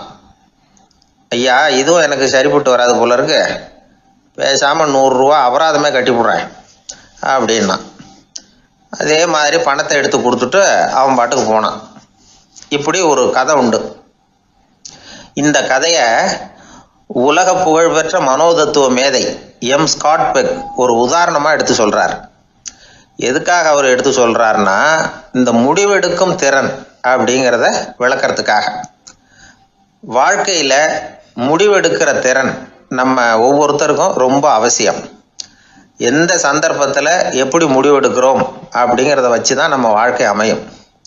எவ்வளவு தான் பணம் இருந்தாலும் சரி, எவ்வளவு தான் படிச்சிருந்தாலும் சரி, இந்த முடிவெடுக்கிற திறன் சரியா இல்லைன்னா வாழ்க்கையில் பல சறுக்கல்களை சந்திக்க வேண்டியிருக்கும். நாம் முடிவுகள் எடுத்தால் அந்த முடிவுகளால் ஏற்படக்கூடிய விளைவுகளுக்கு நாம் பொறுப்பு ஏற்க வேண்டியிருக்குமே அப்படிங்கிற பயத்தினால முடிவெடுக்கிற அதிகாரத்தை பல சமயங்களில் நாம் மற்றவங்களுக்கு தாரவாத்து கொடுத்துட்றோம். நாமே முடிவெடுக்கக்கூடிய திறமையை வளர்த்துக்கிறது தான் ரொம்ப முக்கியம். ஒருத்தர் சொன்னார், சார், சின்ன சின்ன பிரச்சனைகள்ல எல்லாம் எங்கள் வீட்டில் என் மனைவி முடிவு எடுக்க விட்டுருவேன், பெரிய பிரச்சனைகள்ல எல்லாம் நான் தான் முடிவெடுப்பேன் அப்படின்னார். பரவாயில்லையே அப்படின்னு சொல்லி, சின்ன சின்ன பிரச்சனைகள்னா எதுங்க அப்படின்னு கேட்டேன். ஒன்றும் இல்லை, இந்த வீட்டு வருமானத்தை பெருக்கிறது எப்படி, வீட்டு செலவை சரி கட்டுறது எப்படி, வீட்டு செலவுக்கு வாங்கியிருக்கிற கடனை அடைக்கிறது எப்படி, இதெல்லாம் சின்ன சின்ன பிரச்சனைகள், என் மனைவிகிட்ட முடிவெடுக்கிற விஷயத்தை விட்டுருவேன்னார். பெரிய பிரச்சனை தான் நான் எடுத்துக்குவேன்னார். அப்படின்னா பெரிய பிரச்சனைன்னா எது சார் அப்படின்னு கேட்டேன். அது என்னென்னா, இந்த உலக பொருளாதாரத்தை மேம்படுத்துறது எப்படி, 21ஆம் நூற்றாண்டில் என்னென்ன சவால்களை சந்திக்க வேண்டியிருக்கும் உலகம், இதெல்லாம் நான் பார்த்துக்குவேன் அப்படின்னார். பாருங்கள், இது பிரச்சனைகள்லேருந்து தப்பிக்கிற வழி. அதனால் வாழ்க்கையில் பிரச்சனைகளை சந்திக்கிறதுக்கு தயங்கப்படாது. அதே மாதிரி சரியான நேரத்தில் சரியான முடிவு எடுக்கிறதுக்கு நாம் கற்றுக்கணும். அது ரொம்ப முக்கியம். ஒரு ரயில் போய்கிட்டு இருக்கு. அதில் ஒரு பெரியவர் பிரயாணம் பண்ணிகிட்டு இருக்கிறார். எதிரில் ஒரு பெரிய அதிகாரி, ஐஏஎஸ் ஆஃபீஸர் உட்காந்துருக்கிறார். 2 பேருக்கும் முன்ன பின்ன அறிமுகம் இல்லை. அவர் வேற யாரோ, இவர் வேற யாரோ. ஒரே ரயிலில் பிரயாணம் பண்ணிகிட்டு இருக்கிறாங்க. அதுவும் எதிர்த்த இருக்கையில். ஏதோ ஒரு நகரத்தில் வண்டி நின்றுது. 2 பேரும் கீழே இறங்கினாங்க. பெரியவர் ஒரு ட்ரங்கு பெட்டியோட கீழே இறங்கினார். அந்த அதிகாரி கையில் ஒரு சின்ன பெட்டி. அவர் அந்த சின்ன பெட்டியை கீழே வச்சுட்டு கூலி கூலின்னு கத்திக்கிட்டு இருந்தார். இந்த பெரியவர் பார்த்தார். ஐயா, இந்த பெட்டி மட்டும்தானா, இல்லை இன்னும் ஏதாவது இருக்குதா அப்படின்னு விசாரித்தார். இப்போ அதிகாரி சொன்னார், இல்லைங்க, இது மட்டும்தான் அப்படின்னு சொன்னார். இதுக்கு என்னத்துக்காக கூலி ஆள், நானே எடுத்துக்கிட்டு வரேனே, வாங்க அப்படின்னு சொல்லி அந்த பெட்டியை இந்த பெரியவர் கையில் எடுத்துக்கிட்டார். எடுத்ததும் 2 பேரும் பேசிக்கிட்டே நடந்து வராங்க. இப்போ பெரியவர் சொன்னார், இப்போ உள்ள நாகரிகம் எப்படி இருக்குன்னா, சுமை கால் பணம், சுமக்கூலி முக்கால் பணம் அப்படிங்கிற மாதிரி இருக்கு. பணத்தை வீணாக்கிறதோட இது கௌரவம்னு வேற நினைக்கிறாங்க அப்படின்னார். அவர் சொல்றது சரிதான். 10 ரூபாய் மதிப்புள்ள ஒரு சுமையை 30 ரூபா கொடுத்து தூக்கிட்டு போவோம். நாமே அதை தூக்கினா நமக்கு கௌரவ குறைச்சல் அப்படின்னு நினைப்போம். இதுதான் நம்ம நிலைமை. ஆனால் அந்த பெரியவர் என்ன சொன்னார் தெரியுமா? நீங்கள் எங்கே போகணுமோ அது வரைக்கும் நானே இதை எடுத்துகிட்டு வரேன் அப்படின்னார். அந்த அதிகாரி பக்கத்தில் உள்ள ஒரு ஹோட்டல் வரைக்கும் போனார். பெரியவரும் அங்கே கொண்டுட்டு போய் பெட்டியை வச்சார். உடனே அந்த பெரிய அதிகாரி அவருக்கு பணம் கொடுக்கறதுக்காக பர்ஸை எடுத்தார். உடனே இவர், ஐயா எனக்கு கூலி எதுவும் வேணாம், உங்களுக்கு சேவை செய்கிறது என்னுடைய கடமை. நான் இந்த சேவையை செய்தது பணத்துக்காக இல்லை, அன்புக்காக அப்படின்னு சொல்லிவிட்டார். அதுக்கப்புறம் அவர் நன்றினார். 2 பேரும் பிரிஞ்சுட்டாங்க. இது முடிஞ்சது. அன்னைக்கு சாயந்தரம் அங்கே ஒரு பெரிய கூட்டம் நடக்குது. இந்த அதிகாரியும் அந்த கூட்டத்துக்கு போகிறார். மக்கள் கூட்டம் ரொம்ப அதிகம். அதனால் இந்த அதிகாரியும் ஒரு ஓரமாக உட்காந்துக்கிட்டார். அப்புறம் கொஞ்ச நேரத்தில் இந்த முக்கிய விருந்தினர் பேசுறதுக்காக வரார் மேடைக்கு. மேடையில் இருந்த பெரியவங்கள்லாம் எழுந்திருச்சு நின்று அவருக்கு மாலை போட்டு மரியாதை செய்கிறாங்க. எங்கேயோ ஒரு மூலையில் உட்காந்துருந்தார் அதிகாரி. அவர் இதை கவனித்தார். அவருக்கு ரொம்ப ஆச்சரியம், அதிர்ச்சி. ஏன்னா அங்கே பேச வந்த முக்கிய விருந்தினர் வேற யாரும் இல்லை, இன்னைக்கு காலையில் இவர் பெட்டியை தூக்கிட்டு வந்தார் பெரியவர், அவர் தான். சரி, அந்த பெரியவர் யார் தெரியுமா? அவர் தான் ஈஸ்வர சந்திர வித்யாசாகர். கூட்டம் முடிஞ்சது. அதிகாரி அவரை தேடி ஓடினார். அவர் கைகளை பிடிச்சிக்கிட்டார். ஐயா என்னை மன்னிச்சுருங்க அப்படின்னாரு. அப்புறம் சொன்னார், அகங்காரங்கிற கெட்ட புத்தி தான் உண்மையை கண்கள்ல இருந்து மறைக்குது. அகங்காரம் தான் மனுஷனை அழிக்குது. நீங்கள் ரொம்ப பெரிய மனிதர், இருந்தாலும் மனிதத்தன்மையோடு நடந்துக்கிறீங்க. இந்த அன்பு, தயவு, பொறுமை இதெல்லாம் இல்லைன்னா மனிதனாக இருக்கிறதுல என்ன பிரயோஜனம் அப்படின்னு சொல்லிவிட்டு அந்த அதிகாரி போனாராம். மனிதத்தன்மைன்னா என்ன அப்படிங்கிற கேள்விக்கு இந்த பெரியவர் ஒரு உதாரணம். இப்பெல்லாம் அப்படியா இருக்கிறாங்க? ஒரு பெரியவர் ஒரு பெட்டியை தூக்கிட்டு வந்துக்கிட்டு இருக்கிறார். ஒரு இளைஞன் ஓடி வந்தான். கொடுங்க சார், நான் தூக்கிட்டு வரேன்னா. கொடுத்தார். வாங்கி தலையில் வச்சுக்கிட்டான். அப்புறம் சொன்னான், அடுத்தவங்க சிரமப்படக்கூடாதுங்கிறது என்னுடைய கொள்கை அப்படின்னா. அது நல்லது தான்னார் அவர். கடைசியில் பெட்டியை கொடுத்தான். வாங்கிக்கிட்டு பர்ஸை திறந்தார் பணம் கொடுக்கறதுக்காக. வேணாங்க அப்படின்னு விட்டான் அந்த இளைஞன். ஏன்னார், நான் சொன்னேன் அடுத்தவங்க சிரமப்படக்கூடாதுங்கிறது என்னுடைய கொள்கைன்னு, அதனால் உங்களுக்கு சிரமம் கொடுக்கக்கூடாதுங்கிறதுக்காக வரும்பொழுது நானே உங்கள் பர்ஸை எடுத்து வேணுங்கிற பணத்தை எடுத்துக்கிட்டு திருப்பி உங்கள் பாக்கெட்லேயே போட்டுவிட்டேன் அப்படின்னா. இப்படி இருக்குது இந்த காலம். அதனால் வாழ்க்கையில் அன்பு, தயவு, பொறுமை இதெல்லாம் ரொம்ப அவசியம் அப்படிங்கிறத நாம் புரிஞ்சுக்கணும். ஒருத்தர் ரொம்ப கவலையோடு உட்காந்துருந்தார். எதை பற்றி சார் கவலைப்படுறீங்கன்னு கேட்டோம். எதிர்காலத்தை பற்றி கவலைப்படுறேன்னார். ஏன்னு கேட்டோம். என்ன பண்ணுறதுன்னே தெரியல சார், எதிர்காலம் ஒரே இருட்டாக இருக்குது, பாதையே புரியலன்னார். இன்னைக்கு நம்ம இளைஞர்கள் பல பேருக்கு எதிர்காலம் இருட்டாக தான் தெரியுது. அவங்கெல்லாம் இந்த கதையை கொஞ்சம் கேட்கணும். ஒரு மலை அடிவாரத்தில் ஒரு சின்ன கிராமம். அந்த மலை ரொம்ப உயரமானது. அடர்த்தியாக செடி கொடிகள் மரங்கள் அதில் மண்டி கிடக்குது. பகல் வேளையில் இருட்டாக தான் இருக்கும், அவ்வளோ அடர்த்தி. அந்த மலை உச்சியில் ஒரு கோவில். முத நாள் ராத்திரியே புறப்பட்டாதான் காலையில் அந்த கோவிலுக்கு போய் சேர முடியும். கிராமத்து இளைஞன் ஒருத்தன் அந்த மலை உச்சிக்கு போக வேண்டியிருந்தது. கையில் ஒரு விளக்கை எடுத்துக்கிட்டு முத நாள் ராத்திரியே புறப்பட்டான். புறப்பட்டு போனவன் கிராமத்து எல்லையிலேயே நின்றுட்டான். ஏன் தெரியுமா? அவன் கையில் இருந்த விளக்கோட வெளிச்சம் 10 அடி தூரத்துக்கு தான் தெரியுது. அது வரைக்கும் தான் பாதை தெளிவாக இருக்குது. அதுக்கு அப்பால எல்லாம் ஒரே இருட்டாக இருக்குது, பாதை புரியல. இவன் யோசனை பண்ணி பார்த்தான். மனசுக்குள்ள ஒரு சந்தேகம். 10 அடி தூரம் தானே வெளிச்சம் தெரியுது அப்படின்னா நாம் 10 அடி தூரம் தானே போக முடியும். அதுக்கு அந்தாண்ட ஒரே இருட்டாக இருக்குதே, அதில் எப்படி நாம் நடந்து போகிறது? நாம் ரொம்ப தூரம் நடந்து போய் ஆகணுமே. அப்படிப்பட்ட நினப்பெல்லாம் அவனுக்கு வந்துட்டுது. இதுதான் அவன் மனசில் ஏற்பட்ட தயக்கம். இப்படி யோசிச்சுக்கிட்டே அந்த இளம் ஆசாமி புறப்பட்ட இடத்துலயே நின்றுக்கிட்டு இருக்கிறான். அந்த சமயத்தில் ஒரு வயசான பெரியவர் அந்த பக்கமாக வந்தார். அவர் கையில் இதை விட சின்னதாக ஒரு விளக்கு வச்சுருந்தார். அது எப்படின்னா அது ஒரு 5 அடி தூரத்துக்கு தான் வெளிச்சம் காட்டுது. அவ்வளவு சின்ன விளக்கு. அவரும் மலை உச்சிக்கு போகிறதுக்காக தான் வந்துக்கிட்டு இருக்கிறார். அவரை பார்த்து இவன் கேட்டான், என்ன பெரியவரே, இவ்வளவு சின்ன விளக்க வச்சுக்கிட்டு அவ்வளவு தூரத்துக்கு எப்படி மலையேற போறீங்க அப்படின்னு கேட்டான். நீ ஏன் இப்படி தயங்கிட்டே நிற்கிறேன்னு கேட்டார் பெரியவர். என்கிட்ட இருக்கிற விளக்கு 10 அடி தூரத்துக்கு தான் பாதையை காட்டுதுன்னா. இப்போ பெரியவர் சொன்னார், தம்பி, உன் கையில் இருக்கிற விளக்கு கொடுக்குற வெளிச்சத்தை வச்சு நீ முதல்ல 10 அடி தூரம் முன்னாடி போ. 10வது அடியில் போய் நின்றுக்கிட்டு பாரு, மறுபடியும் ஒரு 10 அடி தூரத்துக்கு பாதை தெரியும். இப்படி உன் கையில் இருக்கிற விளக்கு தொடர்ந்து வெளிச்சம் காட்டிக்கிட்டே இருக்கும். நீ முன்னேற முன்னேற அந்த வெளிச்சமும் முன்னேறும். அதனால எத்தனை கிலோமீட்டர் தூரம் வேணும்னாலும் நீ இந்த 10 அடி தூரம் வெளிச்சத்தை வச்சுக்கிட்டே நீ போயிடலாம், புறப்படு அப்படின்னார். இப்போதான் அந்த பெரியவர் சொன்னது இளைஞனுக்கு பளிச்சுன்னு புரிஞ்சுதான். உடனே உற்சாகமாக புறப்பட்டான், உச்சிக்கு போய் சேர்ந்தான். இந்த கதையிலிருந்து நாம் புரிஞ்சிக்க வேண்டியது என்ன தெரியுமா? நீண்ட கால திட்டம் ஒன்று போடும் பொழுது நமக்கு முன்னாடி இருக்கிறத மறந்துட்டு மனசை போட்டு குழப்பிக்க கூடாது. உங்கள் கையில் என்ன இருக்கோ அதுலேயே உங்கள் எதிர்காலம் மறைஞ்சிருக்குது. கண் முன்னாடி தெரியறத வச்சு ஆரம்பிங்க, போக போக வழி தானா புலப்படும் அப்படிங்கிறார் ஒரு பெரியவர். பெரிய பயணங்களையெல்லாம் இப்படி தான் நடத்த வேண்டியிருக்கும். ஒவ்வொரு அடியாக எடுத்து வச்சா ஓடி போய் சேர்ந்து விடலாம். மலைச்சி போய் நின்றுட்டா நின்றுக்கிட்டே இருக்க வேண்டியது தான். நம்ம ஆள்லாம் ரொம்ப மோசமான இருக்கிறாங்க. ஒருத்தன் அப்படி தான் நீண்ட தூர பிரயாணம் ஒன்று புறப்பட்டான். ரயில் போய்கிட்டே இருந்தது. கொஞ்ச தூரம் போச்சு, பாதி வழியில் கையில் வச்சுருந்த டிக்கெட்டை காற்றுல விட்டுட்டான்.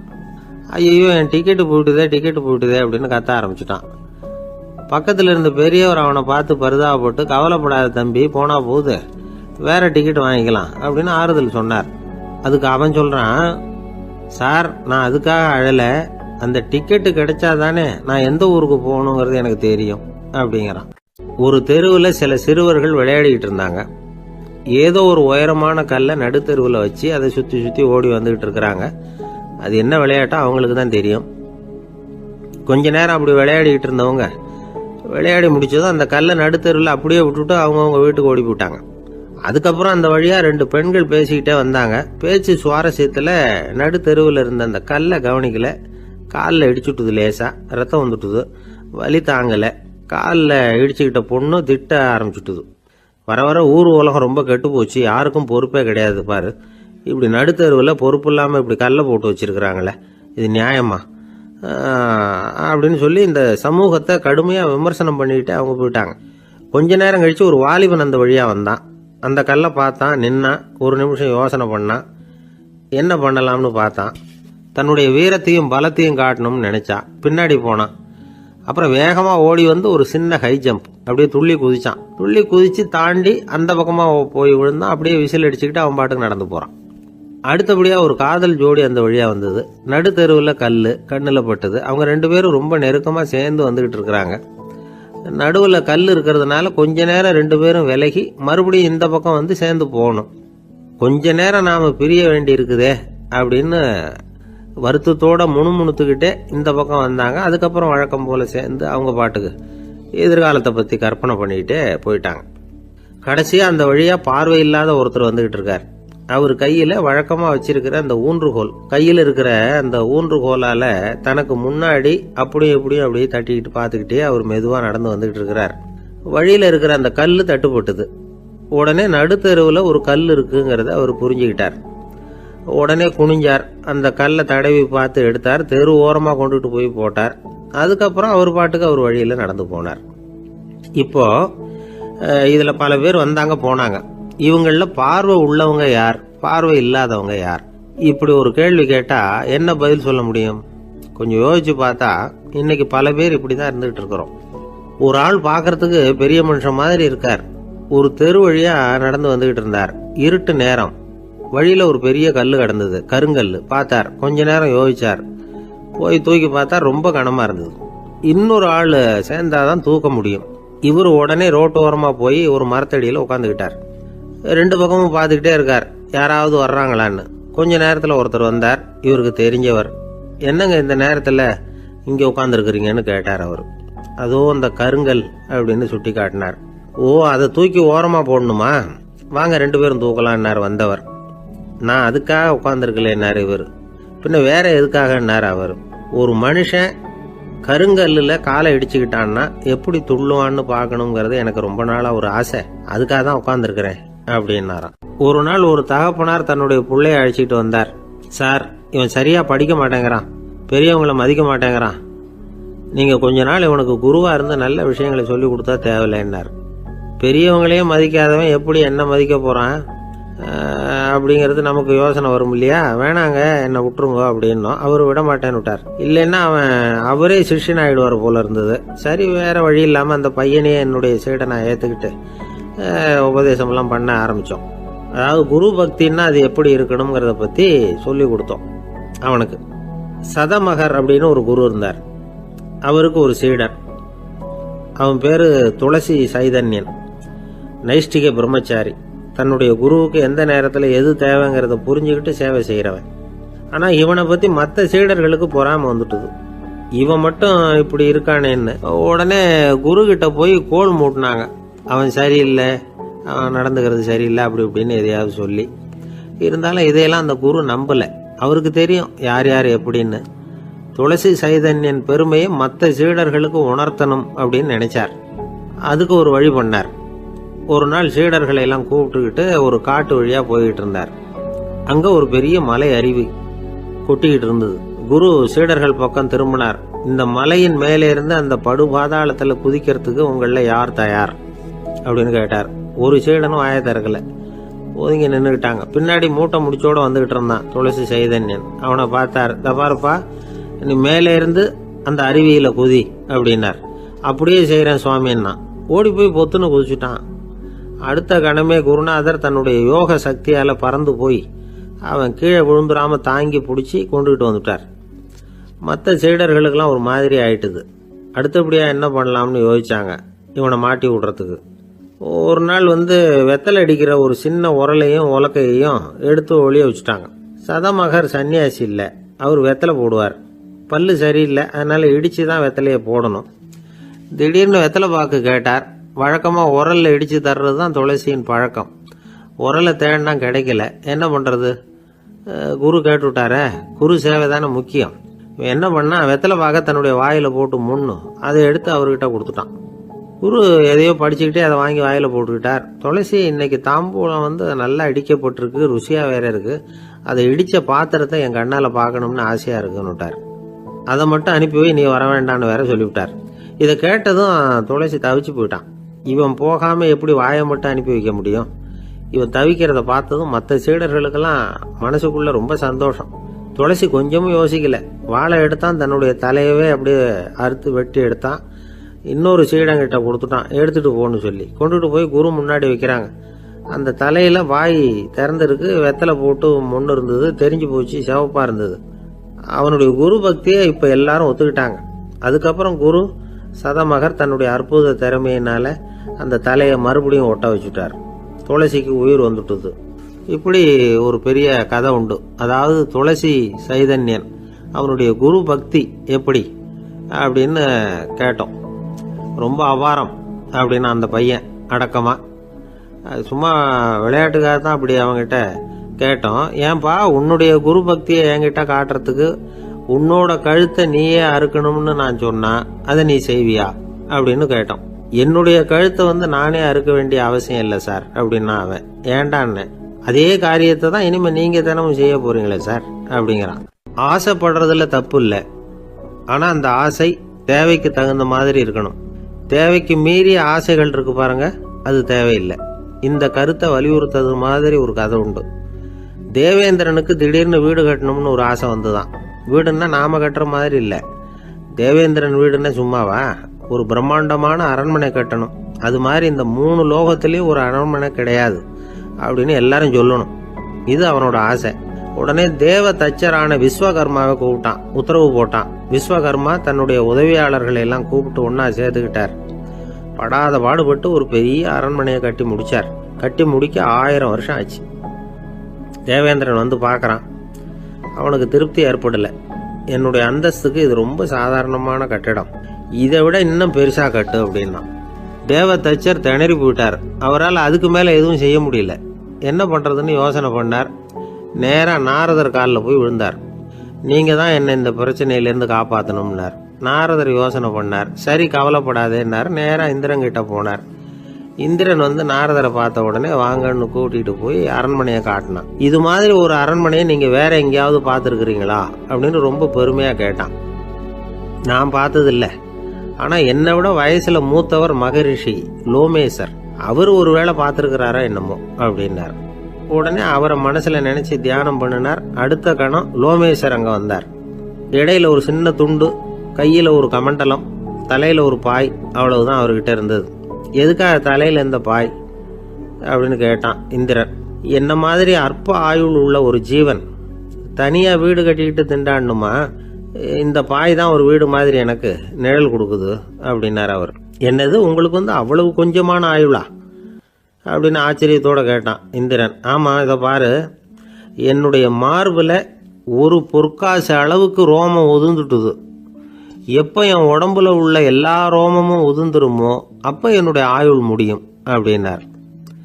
எப்போ அந்த ரோமங்கள் பூரா உதிரும்னு கேட்டான் இவன். ஒரு பிரம்மா மறைஞ்சதும் ஒரு ரோமம் உதிரும். என் உடம்புல உள்ள ரோமங்களின் எண்ணிக்கை எவ்வளவோ அவ்வளவு பிரம்மாக்கள் தோன்றி அவங்க ஆயுள் முடியும் பொழுது என் உடம்புல உள்ள ரோமங்கள் பூரா உதிரும் அப்படின்னார். அப்படின்னா ஒரு பிரம்மாவோட ஆயுள் எவ்வளவு காலம்னு கேட்டான். ஒரு பிரம்மாவுக்கு 100 தேவ வருஷம். ஒவ்வொரு தேவ வருஷத்துக்கும் 365 தேவ நாள். ஒவ்வொரு தேவ நாள்லையும் ஒன்ன மாதிரி 14 இந்திரர்கள் தோன்றி மறைகிறாங்க அப்படின்னு மகரிஷி லோமேசர் சொல்றார். இதை கேட்டதும் இந்திரன் ஆடி போயிட்டான். அவ்வளவு ஆயுள் உள்ள இவரே அற்ப ஆயுள்னு சொல்றார்.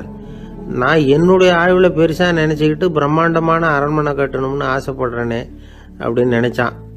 எனக்கு வீடு கட்டின வரைக்கும் போதும்னு விட்டான். அதனால நாமெல்லாம் நம்முடைய தேவைக்கு தகுந்த மாதிரி ஆசைப்படுறது தான் நியாயம். ஆனால் அப்படியே நடந்துக்கிறோம். மனுஷன் கடவுளையே ஏமாற்றி காசு வாங்கிறதுக்குள்ள ஆசைப்படுறான். ஒருத்தன் கடவுளை நினைச்சு தவம் இருந்தான். கடவுள் நேரில் வந்தார். தேவலோகத்தில் ரூபாய்க்கெல்லாம் என்ன மதிப்புன்னு கேட்டான். அங்கெல்லாம் ரூபாய்ங்கிறது உங்கள் பணத்தில் 1 கோடி ரூபாய்க்கு சமம். அதாவது தேவலோகத்தில் 1 ரூபான்னா இங்கே 1 கோடி ரூபா. அது மாதிரி எங்களுக்கு ஒரு நாளுங்கிறது உங்கள் கணக்கில் 1 கோடி வருஷத்துக்கு சமம் அப்படின்னார் கடவுள். அப்படின்னா எனக்கு நீங்கள் அதிகமாக எதுவும் தர வேணாம், உங்கள் கணக்குப்படி ஒரே 1 ரூபா கொடுங்க, அது போதும்னா இவன் ரொம்ப சாமர்த்தியமாக. கடவுள் யோசனை பண்ணார். அது ஒன்றும் கஷ்டம் இல்லை, 1 ரூபா தானே கேட்குற, கொடுத்துட்றேன். ஆனால் இப்போ வரும்பொழுது நான் எடுத்துக்கிட்டு வரல, எங்கள் கணக்குப்படியே 1 நாள் பொறுத்துக்க பணத்தோடு வந்துடுறேன் அப்படின்னு சொல்லிவிட்டு பறந்து போயிட்டார். இயேசுநாதர்கிட்ட ஒருத்தர் கேட்டாராம், இயேசுவே என்னை எவ்வளவு நேசிக்கிறீர்கள் அப்படின்னு. அவர் தன்னுடைய 2 கைகளையும் அகல விரித்து இவ்வளவு என்று சொல்லி சிலுவையில் உயிர் நீத்தார் அப்படின்னு சொல்லுவாங்க. அதாவது அந்த நேசிப்புக்கு எல்லை கிடையாது, அதே போல மன்னிப்புக்கும் எல்லை கிடையாது. இது இயேசுநாதர் சொல்லி கொடுத்த ஒரு பாடம். இயேசுனுடைய சீடர்களில் ஒருத்தன் பீட்டர், அவன் ஒரு நாள் இயேசுநாதர்கிட்ட கேட்டிருக்கான், இயேசுவே நான் என்னுடைய தம்பி கிட்ட அடிக்கடி சண்டை போட்டுக்கிட்டு இருக்கிறேன், என்னுடைய சகோதரன் கூட. அவனை நான் எத்தனை தடவை மன்னிக்கிறது? ஏற்கனவே 7 தடவை அவனை மன்னிச்சுட்டேன் அப்படின்னு சொல்லியிருக்கிறான். அப்போ இயேசு சொன்னாராம், மன்னிக்கிறதுக்கு எத்தனை தடவைங்கிற கணக்கெல்லாம் கிடையாது. எத்தனை தடவை உன்னுடைய சகோதரன் உன்னை கோபப்படுத்துகிறானோ அத்தனை தடவை நீ மன்னிக்கிறதுக்கும் தயாராக இருக்கணும், அதுதான் அப்படின்னு சொன்னாராம். அப்போ இவனுக்கு ஒன்றும் புரியல, இது என்ன அவன் தப்பு பண்ணிக்கிட்டே இருப்பான், நாம் மன்னிச்சுக்கிட்டே இருக்கிறதா அப்படிங்கிறது மாதிரி குழப்பமாக இருந்திருக்கிறான். அப்போ இயேசுநாதர் தன்னுடைய சீடன் பீட்டர்கிட்ட ஒரு கதை சொன்னாராம். அந்த கதை இன்றைக்கு நாம் எல்லாரும் சிந்தித்து பார்க்க வேண்டிய ஒரு கதை. அதாவது மன்னிப்பை விரும்புகிறவர்கள் மன்னிக்கவும் தயாராக இருக்க வேண்டும் அப்படிங்கிறது தான் அந்த கதையினுடைய தத்துவம். அந்த இயேசுநாதர் சொன்ன கதை என்னன்னா, ஒரு மன்னர் இருந்தார். அவர் ஒரு நாள் அரண்மனையில் உட்காந்து கணக்கு வழக்குகள்லாம் பார்த்துக்கிட்டு இருந்தார். நம்ம அரண்மனையிலேருந்து யார் யார் அரசாங்க கடன் வாங்கியிருக்கிறாங்க, யார் யார் திருப்பி செலுத்தி இருக்கிறாங்க அப்படிங்கிற விவரத்தையெல்லாம் பார்த்துக்கிட்டு இருந்தார். அப்போ தான் புரிஞ்சுது, அந்த அரண்மனையில் வேலை செய்கிற ஒருத்தனே அரசாங்க கடன் வாங்கியிருக்கிறான். எவ்வளவு? 10,000 பொற்காசுகள் வாங்கியிருக்கான் கடன். இந்த 10,000 பொற்காசுகளை திருப்பி செலுத்தலை அரசாங்கத்துக்கு. இது மன்னர் கவனத்துக்கு வந்தது. உடனே நம்ம அரண்மனையில் இருக்கிறவனே அரசு கடன் வாங்கி திருப்பி செலுத்தாமல் இருக்கான், அவனை கூப்பிட்டு வாங்கன்னு சொல்லி கூப்பிட்டுட்டு வந்தாங்களாம். விசாரிச்சிருக்கிறாங்க, என்னப்பா நீ எவ்வளோ ஒன்று? ஆமாங்க 10,000 பொற்காசுகள் வாங்கியிருக்கிறேன், இன்னும் திருப்பி கட்டலைன்னு இருக்கான். உடனே அவர் மன்னர் சொல்லியிருக்கிறார், நம்ம சட்டத்திட்டப்படி நீ உடனே பணத்தை திருப்பி கட்டிடு. அப்படி உன்னால் கட்ட முடியலன்னா உன்னுடைய வீடு வாசல் சொத்து சுகம் எல்லாத்தையும் விற்று அந்த பணத்தை அரசு கருவூலத்தில் சேர்த்துக்கிறதுக்கு நானே ஏற்பாடு பண்ணிடுறேன் அப்படின்னு அந்த மன்னர் சொன்னாராம். இவன் அப்படியே அதிர்ச்சி ஆகிட்டான். அப்படியே பொத்துன்னு காலில் விழுந்தானா. மன்னா, என்னை மன்னிச்சுங்க, என்னால் முடியல, எனக்கு மன்னிப்பு கொடுங்க அப்படின்ட்டுருக்கான். உடனே அவர் எழுந்திரிச்சு, சரி நீ மன்னிப்பு கேட்டுவிட்ட, அதனால் உன்னை மன்னிக்கிறேன், நீ பணம் கட்ட வேண்டாம் அப்படின்னு சொல்லி அந்த மன்னர் அவனை விட்டுட்டாராம். பணத்தையும் தள்ளுபடி போட்டார், நீ திருப்பி கட்ட வேண்டான்னு. இவனுக்கு ரொம்ப மகிழ்ச்சி. அதனால் ரொம்ப உல்லாசமாக வந்துகிட்டு இருக்கிறான். தெருவில் வந்துக்கிட்டு இருக்கிறப்ப இவங்கிட்ட கடன் வாங்கின ஒருத்தன் எதுக்கு வந்துக்கிட்டு இருக்கான். அவன் இவங்கிட்ட ஒரு 100 பொற்காசுகள் கடன் வாங்கியிருக்கான். அவன் வந்தான். இவன் போய் அவன் சாட்டையை பிடிச்சிக்கிட்டான், நீ எப்படா என் கடனை திருப்பி கொடுக்க போகிறேன்னு. அவன் இப்போ முடியல, கொஞ்சம் பொறுத்துக்கா, அப்புறம் தரேன் இருக்கான். அதெல்லாம் முடியாது, நீ கொடுத்து தான் ஆகணும் அப்படின்னு இவன் புடிவமாக சொல்கிறான். இப்போ நிலைமையை பாருங்கள். இவன் ஏற்கனவே 10,000 பொற்காசுகள் அரசாங்கத்தில் கடன் வாங்கினா அதுக்கு மன்னிச்சு விட்டுட்டார் இவனை. ஆனால் இவன் இன்னொருத்தனை மன்னிக்கிறதுக்கு தயாராக இல்லை. இவங்கிட்ட கடன் வாங்கின இன்னொருத்தன் 10 பொற்காசுகள், அவனை மன்னிக்க தயாராக இல்லை. அவனை கொண்டு போய் நீதிமன்றத்தில் கொண்டு போய் நிறுத்தி தண்டனை வாங்கி கொடுத்துட்டான்.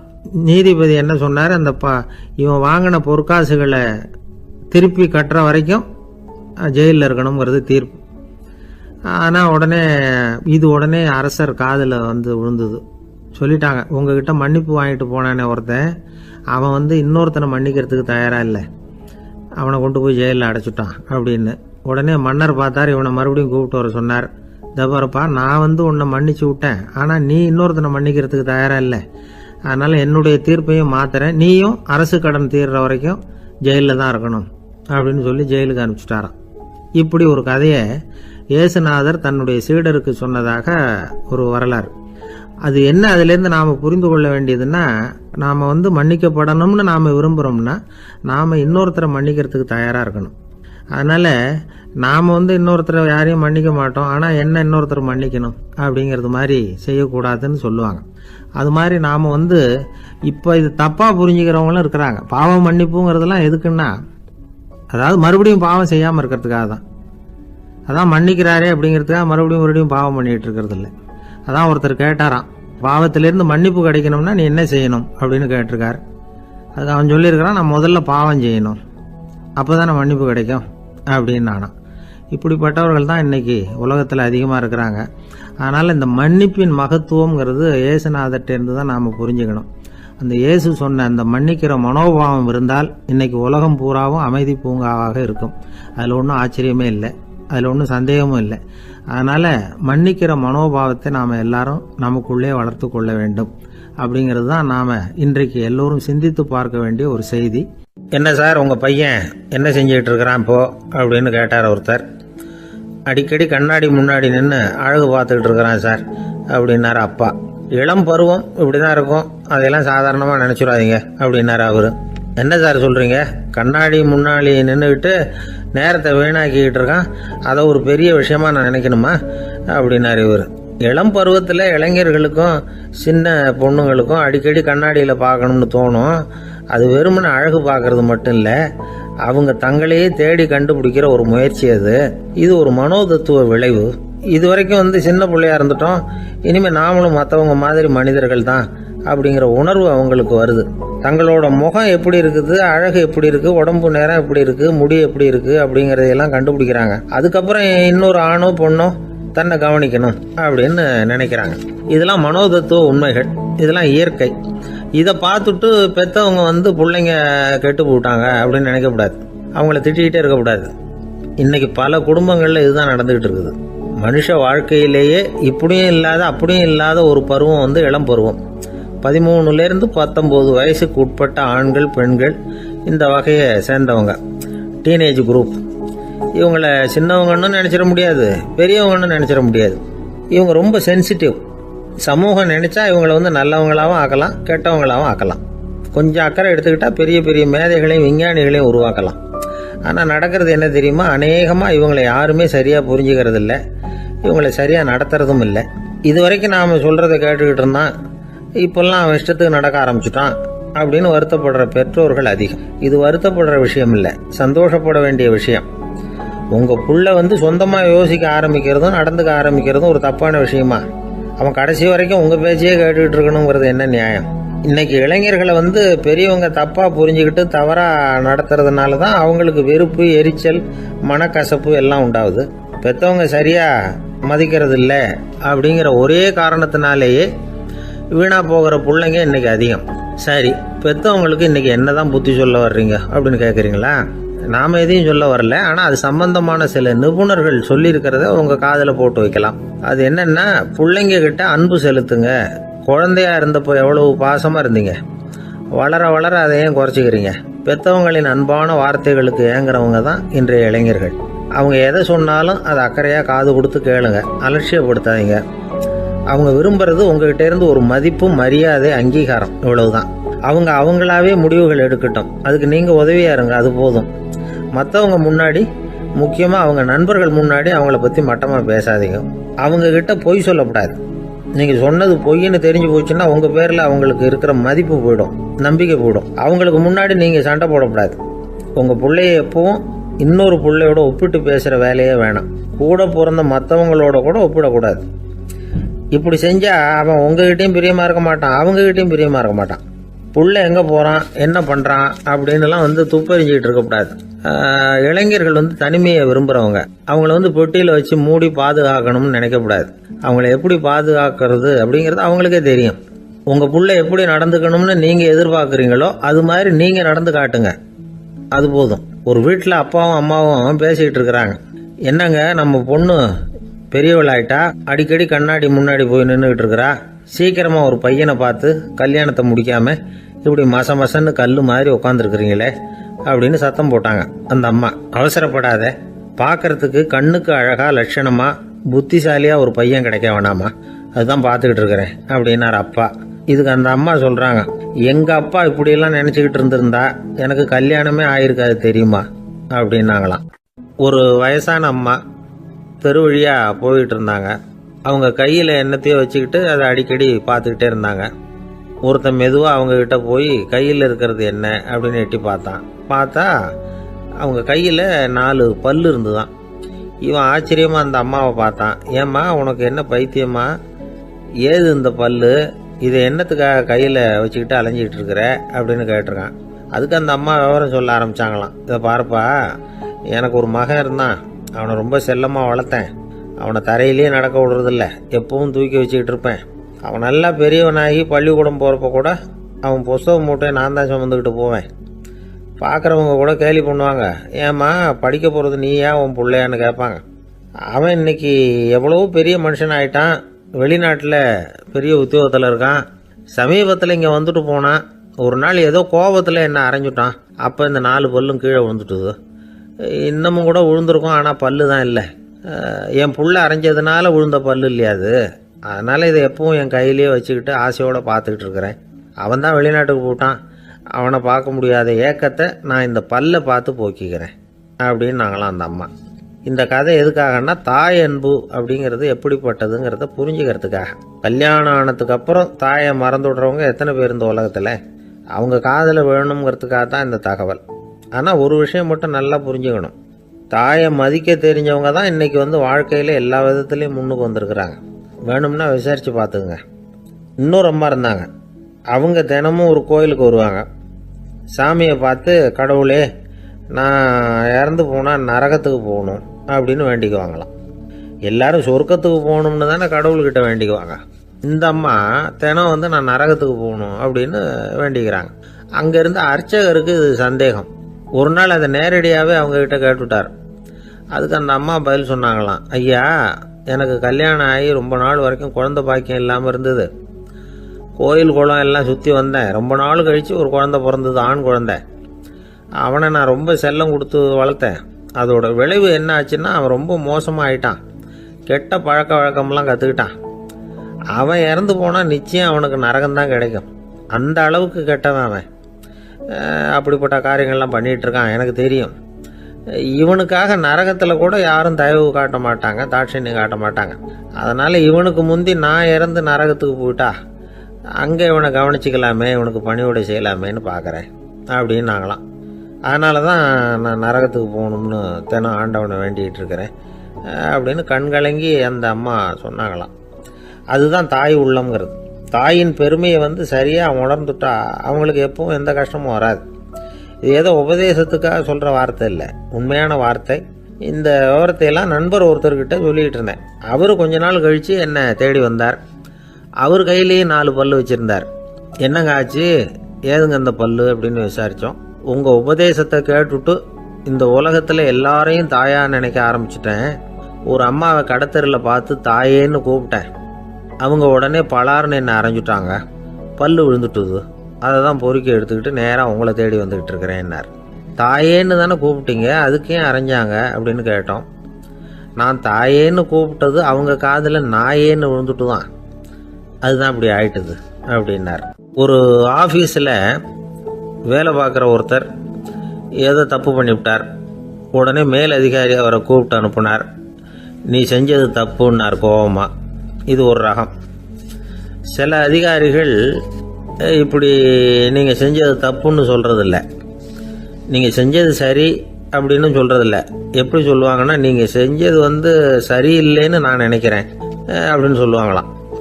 அதாவது சில பேர் நீங்கள் செஞ்சது தப்புங்கிறாங்க, அதையே மாற்றி சொல்கிறாரு இவர், நீங்கள் செஞ்சது சரியில்லைன்னு நினைக்கிறேன். இது ரெண்டும் அர்த்தம் ஒன்று தான், இருந்தாலும் வார்த்தைகள் வித்தியாசம். நிர்வாக திறமை இல்லாத ஒரு அதிகாரி யூ ஆர் ராங் அப்படின்னு சொல்லுவாராம். நிர்வாக திறமை உள்ள அதிகாரியாக இருந்தால் அதையே கொஞ்சம் மாற்றி I think you are not correct அப்படிம்பாராம். இதுதான் வித்தியாசம். இருந்தாலும் வார்த்தைகளை உபயோகப்படுத்துகிற விதத்தை வச்சு தான் வேலை நல்லா நடக்கிறதும் நடக்காததும் இருக்கு.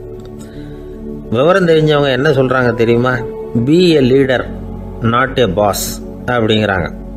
ஒரு லீடராக பாஸாக இருக்காதே அப்படிங்கிறாங்க. சரி, அப்படின்னா லீடருக்கும் பாஸுக்கும் வித்தியாசம் உண்டா அப்படின்னு கேட்டால் இருக்குன்னு சொல்கிறாங்க. லீடருங்கிறவர் வேற, பாஸுங்கிறவர் வேற. ஒரு லீடர் எப்படி நடந்துக்குவார், ஒரு பாஸ் எப்படி நடந்துக்குவார், இதை முதல்ல நாம் தெரிஞ்சுக்கணும். அவங்க எப்படி நடந்துக்குவாங்க அப்படிங்கிறதுக்கு சில விவரங்கள் இருக்குது. அதை கேட்டோம்னா நாம் புரிஞ்சுக்கலாம் அதை. அதாவது பாஸுங்கிறவர் விரட்டிக்கிட்டே இருப்பார், லீடருங்கிறவர் ஊக்கப்படுத்திக்கிட்டே இருப்பார்.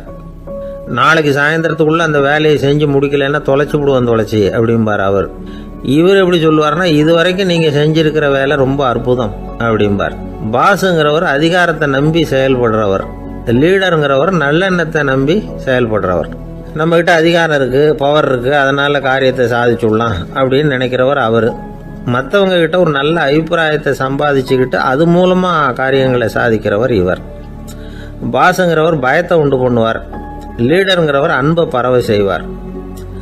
அது செய்யலைன்னா ஆடிட்டில் தகராறாயிடும், இது செய்யலைன்னா இன்க்ரிமெண்ட்டு கட் ஆகிடும், இப்படி ஏதாவது சொல்லி பயமுறுத்திக்கிட்டே இருப்பார் அவர்.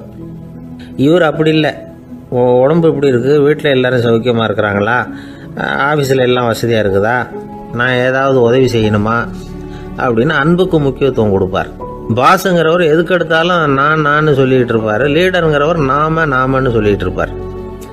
பாஸுங்கிறவர் தப்புக்கு காரணம் யாருன்னு பார்ப்பார், லீடருங்கிறவர் தப்பு என்னன்னு பார்ப்பார். இதுதான் ரெண்டு பேருக்கு வித்தியாசம். The boss shows who is wrong, the leader shows what is wrong அப்படின்னு சொல்லுவாங்க. இந்த காரியம் எப்படி செய்யப்பட்டிருக்கு அப்படின்னு தெரிஞ்சுக்கிறவர் பாஸ். இந்த காரியத்தை எப்படி செய்யணும்னு செஞ்சு காட்டுறவர் லீடர். பாஸுங்கிறவர் பணியாளர்களை திட்டுவார், லீடர் மரியாதைக்குரியவராக நடத்துவார், அதுக்குரியவராக அவர் நடந்துக்குவார். செய்கிற வேலையை ஒரு சுமையாக நினைக்க வைக்கிறவர் பாஸ், செய்கிற வேலையை ஒரு சந்தோஷமாக ஆக்கிறவர் லீடர். ஒரு முதலாளியாக இருக்கிறவர் அல்லது ஒரு நிர்வாகியாக இருக்கிறவர் இது மாதிரியான நுணுக்கங்களை எல்லாம் தெரிஞ்சு வச்சுக்கிறது நல்லது. ஒரு பாஸ் இருக்கார், அவர் ஒரு நாள் ரொம்ப பெருமையாக தன்னோட ஆஃபீஸை பற்றி பேசிக்கிட்டு இருந்தார். எனக்கு கீழே 200 பேர் வேலை செய்கிறாங்க சார், நான் ஒரு கோடு கிழிச்சா அவங்க அதை தாண்டாத அளவுக்கு நான் நடந்துக்கிறேன் சார் அப்படின்னார் அவர். அது எப்படி முடியுது உங்களால் அப்படின்னு கேட்டோம். நான் கோடே கிழிக்கிறது இல்லை சார் அப்படின்னார். ஒருத்தர் மனசில் நிம்மதி இல்லாமல் உட்காந்துருந்தார். என்ன சார் விஷயம் அப்படின்னு விசாரித்தேன். அகலக்கால் வச்சுட்டேன், அதுதான் அவதிப்படுறேன்னார்.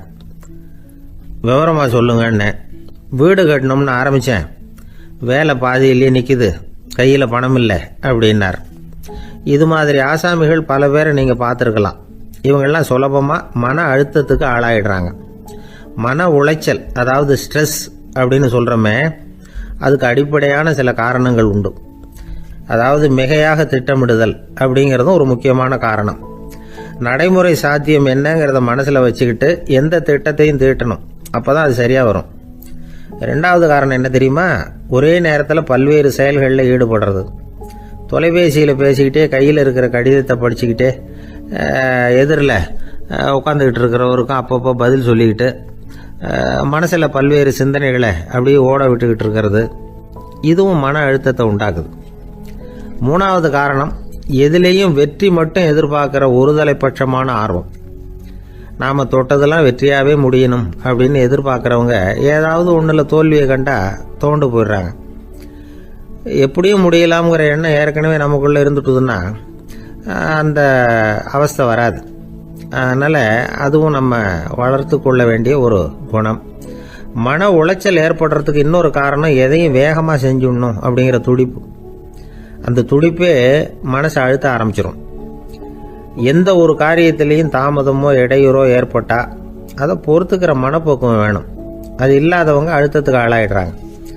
சில பேர் வேலைன்னு எந்த நேரம் பார்த்தாலும் வேலையே கதின்னு கிடப்பாங்க. பொழுதுபோக்குக்கோ உடற்பயிற்சிக்கோ குடும்பத்தில் உள்ளவங்க அல்லது நண்பர்கள் கூட கலந்துரையாடவோ கொஞ்சம் கூட நேரம் ஒதுக்க மாட்டாங்க. இந்த சுபாவம் மன அழுத்தத்தை உண்டு பண்ணும். இதையெல்லாம் புரிஞ்சுக்கிட்டு அதிலிருந்து விடுபடுறது எப்படின்னு யோசிக்கணும். வல்லுநர்கள் இது தொடர்பாக சில யோசனைகளை சொல்லி வச்சிருக்கிறாங்க. அது என்னன்னா, வாழ்க்கைங்கிறது பிரச்சனைகளால் பின்னப்பட்ட ஒன்று. அது எப்போவுமே முடிவடையாத ஒரு தொடர்கதை அப்படிங்கிறத முதல்ல நாம் புரிஞ்சுக்கணும். ஒரே நேரத்தில் ஒரு காரியத்தில் மட்டுமே நாம் கவனம் செலுத்தணும். அடுத்தவங்க காரியத்தில் தலையிடக்கூடாது. எதையும் பேச ஆரம்பிக்கிறதுக்கு முன்னாடி நம்மை நாமே கேட்டுக்க வேண்டிய கேள்வி 2. 1, நான் சொல்ல போகிறது ரொம்ப முக்கியமானதா? 2வது, நான் சொல்கிறத அவங்க கேட்கறதுக்கு ஆசைப்படுறாங்களா? நான் பேசுறதுக்கு அது சரியான நேரம் தானா? இதை யோசித்து பார்த்ததுக்கப்புறம் எதையும் பேச ஆரம்பிக்கணும். முடிஞ்ச அளவுக்கு வளைந்து போகிற சுபாவத்தை வளர்த்துக்கணும். நம்ம நேரம் விலை மதிப்பு இல்லாதது, அதை வீணாக்கக்கூடாது. சிரிக்க தெரியலனாலும் பரவாயில்ல, முகத்தில் கொஞ்சம் புன்முறுவலாவது காட்டணும். இதெல்லாம் ரொம்ப முக்கியம். அடுத்தவங்க ஏதாவது செஞ்சால் உடனே நன்றி சொல்ல மறக்கக்கூடாது.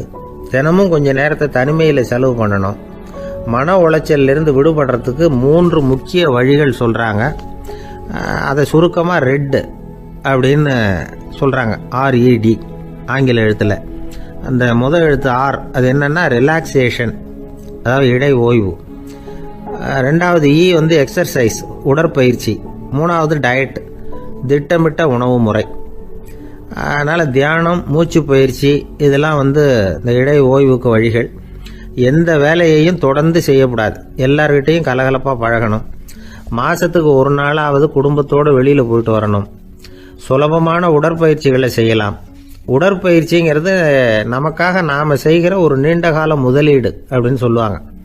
அதாவது லாங் டேர்ம் இன்வெஸ்ட்மெண்ட்டாக. அளவோடு சாப்பிட்ணும், மெதுவாக சாப்பிட்ணும்.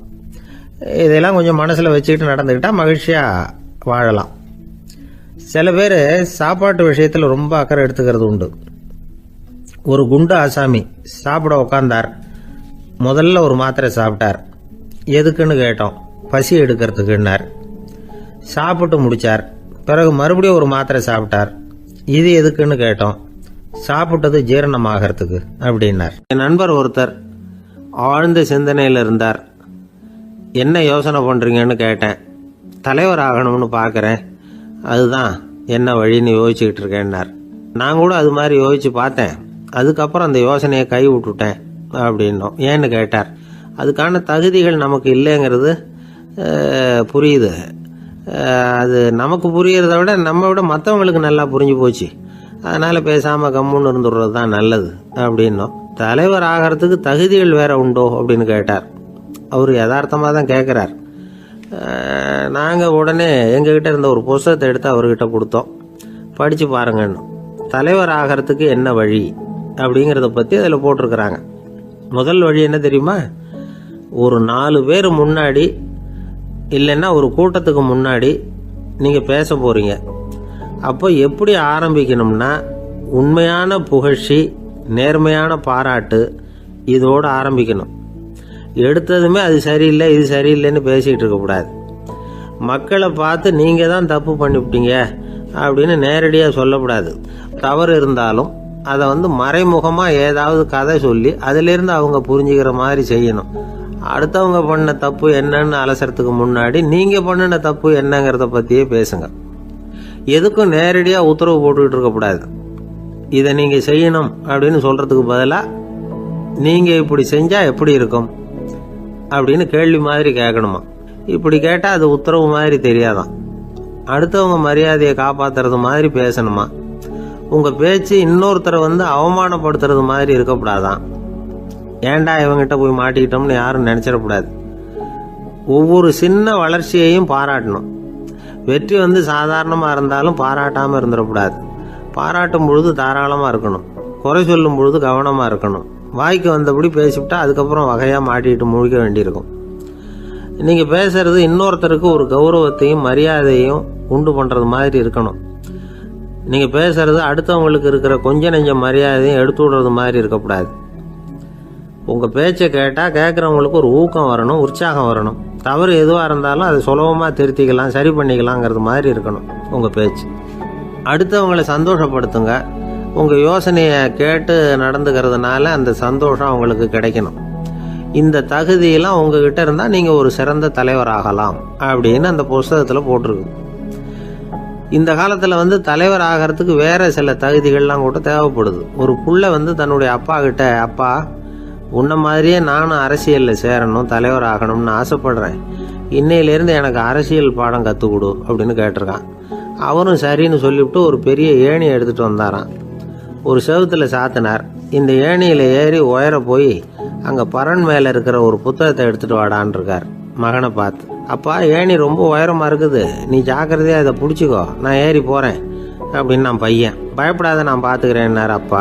பையன் ஏணியில் ஏறினா உச்சிக்கு போனதும் அப்பா கையை எடுத்துட்டார். ஏணி அப்படியே சரிஞ்சுட்டுது. பையன் பொத்துன்னு கீழே விழுந்துட்டான். இடுப்பு பிடிச்சிக்கிட்டே எழுந்திரிச்சான். என்னப்பா இது, இப்படி என்னை ஏற விட்டுட்டு கையை விட்டுட்டியே, இப்படி கை விடலாமா அப்படின்னு கத்தியிருக்கான். அப்பா நிதானமாக சொன்னாராம், அவசரப்படாதேப்பா, அரசியலில் இதுதான் முதல் பாடம், பெத்த அப்பனாக இருந்தாலும் அவனை நம்பாதே அப்படின்னு உபதேசம் பண்ண ஆரம்பிச்சாராம். என்னுடைய நீண்டகால நண்பர் ஒருத்தர் வருஷம் தவறாமல் திருநள்ளாறு அப்படிங்கிற திருத்தலத்துக்கு போயிட்டு வர்றது வழக்கம். அங்கே என்ன சார் விசேஷம்னு கேட்கறது உண்டு. என்ன இப்படி கேட்குறீங்க, சனி பகவான் நலன் விருப்பப்படி அங்கே தானே எழுந்தருளி இருக்கிறார், அவரை போய் பார்த்து ஒரு கும்பிடு போட்டுட்டு வந்தா நம்ம பிடிச்சிருக்கிற சனியெல்லாம் விலகும் அப்படிம்பார். சத்தம் போட்டு சொல்லாதீங்க சார், வீட்டில் வேற யார் காதிலையாவது இது விழுந்துற போது அப்படின்னு சொல்கிறது உண்டு வர்றவங்க. இப்போது நான் சொல்கிறதுல உள்ள நியாயத்தை புரிஞ்சுக்கிட்டு அவரும் கொஞ்சம் எச்சரிக்கை உணர்வோடு நமக்கு நன்றி சொல்லுவார்னு வச்சுங்களேன். அதாவது பார்வை மூலமாகவே. அந்த நண்பருக்கு ஆன்மீக விஷயங்களில் அதிக ஈடுபாடு உண்டு. அப்பப்போ சில புராண கதைகளை எல்லாம் சொல்கிறது உண்டு. ரொம்ப சுவாரஸ்யமாக இருக்கும். எப்போவுமே புராண விஷயங்களையெல்லாம் அறிவியலுங்கிற தராசில் வச்சு எடை போட்டுட்டு இருக்கக்கூடாது. அப்படி பார்த்தா அதெல்லாம் நம்ப முடியாத வெறும் கற்பனைகளாக தோணும், மூட நம்பிக்கைகளாகவும் தெரியும். புராணங்களை புராணங்களாகவே புரிஞ்சுக்கிறவங்களுக்கு அதெல்லாம் அர்த்தமுள்ள செய்திகளை உள்ளடக்கி இருக்கிறதாக தெரியும். அந்த வகையில் தான் இந்த நண்பரும் நிறைய செய்திகளை சொல்கிறது உண்டு. சனியை போல கொடுக்குறவனும் இல்லை, சனியை போல கெடுக்கிறவனும் இல்லை அப்படின்னு சோதிடர்கள் சொல்லுவாங்க. நாம் ஏதாவது ஒரு வம்புல மாட்டிக்கிட்டா பிடிச்சது சனி அப்படிங்கிறோம். ராவணன் எப்பேற்பட்ட வீரன், அவனே சனி பார்வைப்பட்டது தானே சங்கடப்பட ஆரம்பிச்சான் அப்படின்னார் நண்பர். அது எப்படிங்கன்னு கேட்டேன். அவர் சொல்ல ஆரம்பிச்சார், இந்த ராவணன் இருக்கானே நவ கிரகங்களையும் பிடிச்சி கொண்டுட்டு தன்னுடைய சிம்மாசனத்தில் அப்படியே படிகளாக போட்டு வச்சுட்டானா, ஒவ்வொரு படியாக. பாவம் அந்த 9 தேவதைகளும் ஒவ்வொரு படியாக குப்புற கிடக்குறாங்க. நவக்கிரகம் நம்மளை ஆட்டி படைக்குதுன்னு நாம் சொல்லிட்டு இருக்கிறோம். ஆனால் அந்த நவக்கிரகங்களை ராவணன் எப்படி வச்சுருந்தான் பாருங்க. எல்லாரையும் சிம்மாசனத்துக்கு பக்கத்தில் படிப்படியாக போட்டு வச்சிருக்கிறான். காலை அது மேலே வச்சு தான் ஏறி போகணும். வேற வழி இல்லாமல் எல்லாரும் குப்புற விழுந்து கிடக்குறாங்க. ராவணன் ஒவ்வொரு தடவையும் இவங்க முதுகில் அடி வச்சு ஏறி தான் அந்த சிம்மாசனத்துக்கு போகிறது வழக்கம். இப்படி நடந்துகிட்டு இருக்கிறது நாரதர் கண்ணில் போட்டுட்டு தான். அவர் சும்மா இருப்பாரா? யோசனை பண்ணார் என்ன செய்யலாம் அப்படின்னு. ஒரு முடிவு பண்ணிட்டு நேராக ராவணன் கிட்ட போனாராம். ராவணா, நீ நவக்கிரகங்களை பிடிச்சி கொண்டாந்து உன்னுடைய சிம்மாசனத்துக்கு படிகளாக போட்டு வச்சிருக்கிற, அது உன்னுடைய வீரத்தை காட்டுது. இருந்தாலும் ஒரு விஷயத்த நீ யோசிச்சு பார்க்கணும். ஒவ்வொரு தடவை நீ சிம்மாசனத்துக்கு போகும்பொழுதும் நவக்கிரகங்களின் முதுகல் அடி வச்சு நீ ஏறி போற. அது உனக்கு பெருமை கிடையாது. அவங்களுடைய மார்புல அடி வச்சு ஏறி போகணும், அதுதான் உனக்கு பெருமை அப்படின்னாராம். இவர் சொல்றதும் சரிதானே அப்படின்னு யோசிச்சிருக்கான் ராவணன். உடனே குப்புற கிடந்த நவக்கிரகங்களை திருப்பி மல்லாக்க போட்டான். அவங்க மார்புல அடி வச்சு மேலே ஏறி சிம்மாசனத்துக்கு போனானா. அப்படி போயிட்டு இருக்கும் பொழுது சனி பகவானின் பார்வை அவன் மேல பட்டுதான். அவ்வளவுதான். என்னாச்சு தெரியுமா? சூர்பனகை தேடி வந்தா. சீதையோட அழகை பத்தி தன்னுடைய அண்ணங்கிட்ட சொல்ல ஆரம்பிச்சுட்டா. விவகாரம் ஆரம்பமாயிட்டது. அதுதான் சனியினுடைய வேலை அப்படின்னு சொல்லி இந்த கதையை சொல்லி முடிச்சார் என்னுடைய நண்பர். ஆக சனியின் பார்வை நம்ம மேல படாம பாத்துக்கிறது தான் நல்லதுங்கிறீங்க அப்படின்னு. ஆமா சார், இப்ப கூட நான் உங்க வீட்டுக்கு வந்திருக்கிறதே ஒருத்தருடைய பார்வை என் மேல படக்கூடாதுங்கிறதுக்காகத்தான் அப்படின்னார். யாருங்க அதுன்னு என்னுடைய மாமனார் சார். அவசரத்துக்கு அவர்கிட்ட கொஞ்சம் கடன் வாங்கி விட்டேன். நம்ம மாப்பிள்ளை தானேன்னு சொல்லி அவரு விட்டு கொடுக்கறதுக்கு தயாரா இல்ல. இன்னைக்கு இப்ப அவரு எங்க வீட்டுக்கு வரக்கூடிய நேரம், அதுதான் அவரு பார்வையிலிருந்து படாம தப்பிக்கலாங்கிறதுக்காக இங்க வந்துட்டேன் அப்படின்னார். பார்வை படணும்னு இருந்தா பட்டுத்தான் தீரும் போல இருக்கு அப்படின்னா. என்ன சார் சொல்றீங்கன்னார் ஒன்னும் புரியாம. நீங்க இங்கதான் வருவீங்கன்னு அவருக்கு ஏற்கனவே தெரியும் போல இருக்கு. அதனால உங்களுக்கு முன்னாடியே உங்க மாமனார் இங்க வந்துட்டார். அதுவும் அந்த பீரோவுக்கு பக்கத்துல தான் பின்னாடி மறைஞ்சு நின்றுட்டு இருக்கிறார் அப்படின்னு. ஒரு பள்ளிக்கூடம், அதுல வசதியான வீட்டுக்குள்ள ஒருத்தன் படிச்சுக்கிட்டு இருந்தான். இன்னொரு ஏழை பையனும் அங்க படிச்சுக்கிட்டு இருக்கிறான். இவங்க 2 பேரும் ஒரே தெருவில் தான் இருக்கிறாங்க. பணக்கார வீட்டு பையன் பங்களாவில் இருந்தான். அவனுக்கு வேலை செய்யறதுக்காக சில வேலை ஆட்கள் உண்டு. அதனால அவன் நல்லா சாப்பிடுவான், தூங்குவான். ஏதோ வரணுமேங்கிறதுக்காக பள்ளிக்கூடத்துக்கு வருவான், போவான், அவ்வளவுதான். இந்த ஏழை பையன் இருக்கானே, அவன் அப்படி இல்லை. காலையில எழுந்திருப்பான், உடற்பயிற்சி பண்ணுவான், அவங்க வீட்டில் கிடைக்கிற சாதாரண உணவு அதை அளவோட சாப்பிடுவான், வீட்டில் உள்ள வேலைகளையும் செய்வான், பள்ளிக்கும் தவறாம வந்துடுவான். அவனுக்கு கூட பிறந்த சகோதர சகோதரிகள் 8 பேர். எல்லாரும் தன்னம்பிக்கையோட அவங்க வேலையை செஞ்சுக்கிட்டு இருந்தாங்க. இந்த பையன் எப்பவும் உண்மையை தான் பேசுவான், கடமையை ஒழுங்கா செய்வான். ஆசிரியர்களுக்கு இவனை ரொம்ப பிடிக்கும். அதனால இவனை அந்த பள்ளிக்கூடத்து மாணவர் தலைவனா ஆக்கியிருந்தாங்க. இது அந்த பெரிய இடத்து பையனுக்கு பிடிக்கல. மாணவர் தலைவனுக்கு பணிஞ்சு போறதுக்கும் அவனுக்கு விருப்பம் இல்லை. ஒரு நாள் வகுப்புல ஆசிரியர் எல்லா மாணவர்களுக்கும் ஒரு வேலை கொடுத்தார். எல்லாரும் அதை சுறுசுறுப்பா செஞ்சுக்கிட்டு இருக்கிறாங்க. இவன் மட்டும் சோம்பலா உட்காந்துருக்கிறான். ஆசிரியர் அந்த பக்கமா வந்தார். இதை பார்த்துட்டார். உடனே மாணவர் தலைவனா இருக்கிற அந்த ஏழை பையனை கூப்பிட்டார். இந்த பாருப்பா, ஏன் அந்த பையன் இப்படி சும்மா உட்காந்துருக்கிறான், என்னன்னு விசாரிச்சு சொல்லு அப்படின்னு சொல்லிவிட்டு உள்ள போயிட்டார். இவன் மெதுவா போய் அவன்கிட்ட விசாரிச்சான், ஏன் இப்படி சோர்ந்து போய் உட்காந்துருக்கிற அப்படின்னு. அவன் ரொம்ப அலட்சியமா இவனை திரும்பி பார்க்கறான். என்னோட சிரமம் உனக்கு என்ன தெரியும்? வீட்டில் என்னுடைய சௌகரியங்களை கவனிக்கிற வேலையாட்கள் 2 பேரும் இன்னைக்கு வேலைக்கு வரல. அதனால என்னோட வேலையெல்லாம் நானே கவனிக்கிற மாதிரி ஆயிட்டுது. அதனால சோர்ந்து போயிட்டேன் அப்படின்னு நான். அப்புறம் கேட்டிருக்கான், அது சரி, உன்னுடைய வீட்டில் உன்னுடைய வேலைக்காரங்க வராத போது நீ எப்படி சமாளிக்கிற அப்படின்னு கிண்டலா கேட்டிருக்கான். அதாவது இவன் ஏழைங்கிறதையும் இவன் வீட்டில் வேலை செய்யறதுக்கு யாரும் இல்லைங்கிறதையும் இப்படி சொல்லி கிண்டல் பண்றான். இந்த ஏழை பையனுக்கு இது புரிஞ்சுது. மனசு வேதனை போட்டுது. இருந்தாலும் வெளியில காட்டிக்காம சிரிச்சுக்கிட்டே சொன்னானா, எனக்கு அந்த கவலையே கிடையாது. என்னுடைய உதவிக்கு நான் நினைச்ச உடனே என்னுடைய காரியத்தை செய்யறதுக்கு 8 பேர் எப்பவும் தயாரா இருப்பாங்க அப்படின்னு. இவன் இப்படி சொன்னதும் அவனுக்கு ஒரு மாதிரி ஆயிட்டுதான். தலையை குனிஞ்சுக்கிட்டே போயிட்டான். உள்ளே உட்கார்ந்துருந்த ஆசிரியர் காதுல இது விழுந்தது. உடனே இந்த ஏழை பையனை உள்ள கூப்பிட்டு போனாரு. கேட்டாரு, என்னப்பா இப்படி சொல்ற? இவன் பொய் சொல்ல மாட்டாங்கிறது அவருக்கு தெரியும். அவனை சமாளிக்கிறதுக்காக இப்படி ஒரு பொய்யை சொல்லியிருப்பாங்கிறதையும் அவரால் ஏத்துக்க முடியல.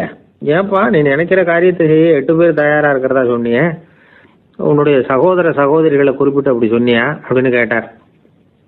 இல்லைங்க ஐயா, நான் அவங்கள குறிப்பிட்டு அப்படி சொல்லலைன்னா. அப்படின்னா பொய் சொன்னியா?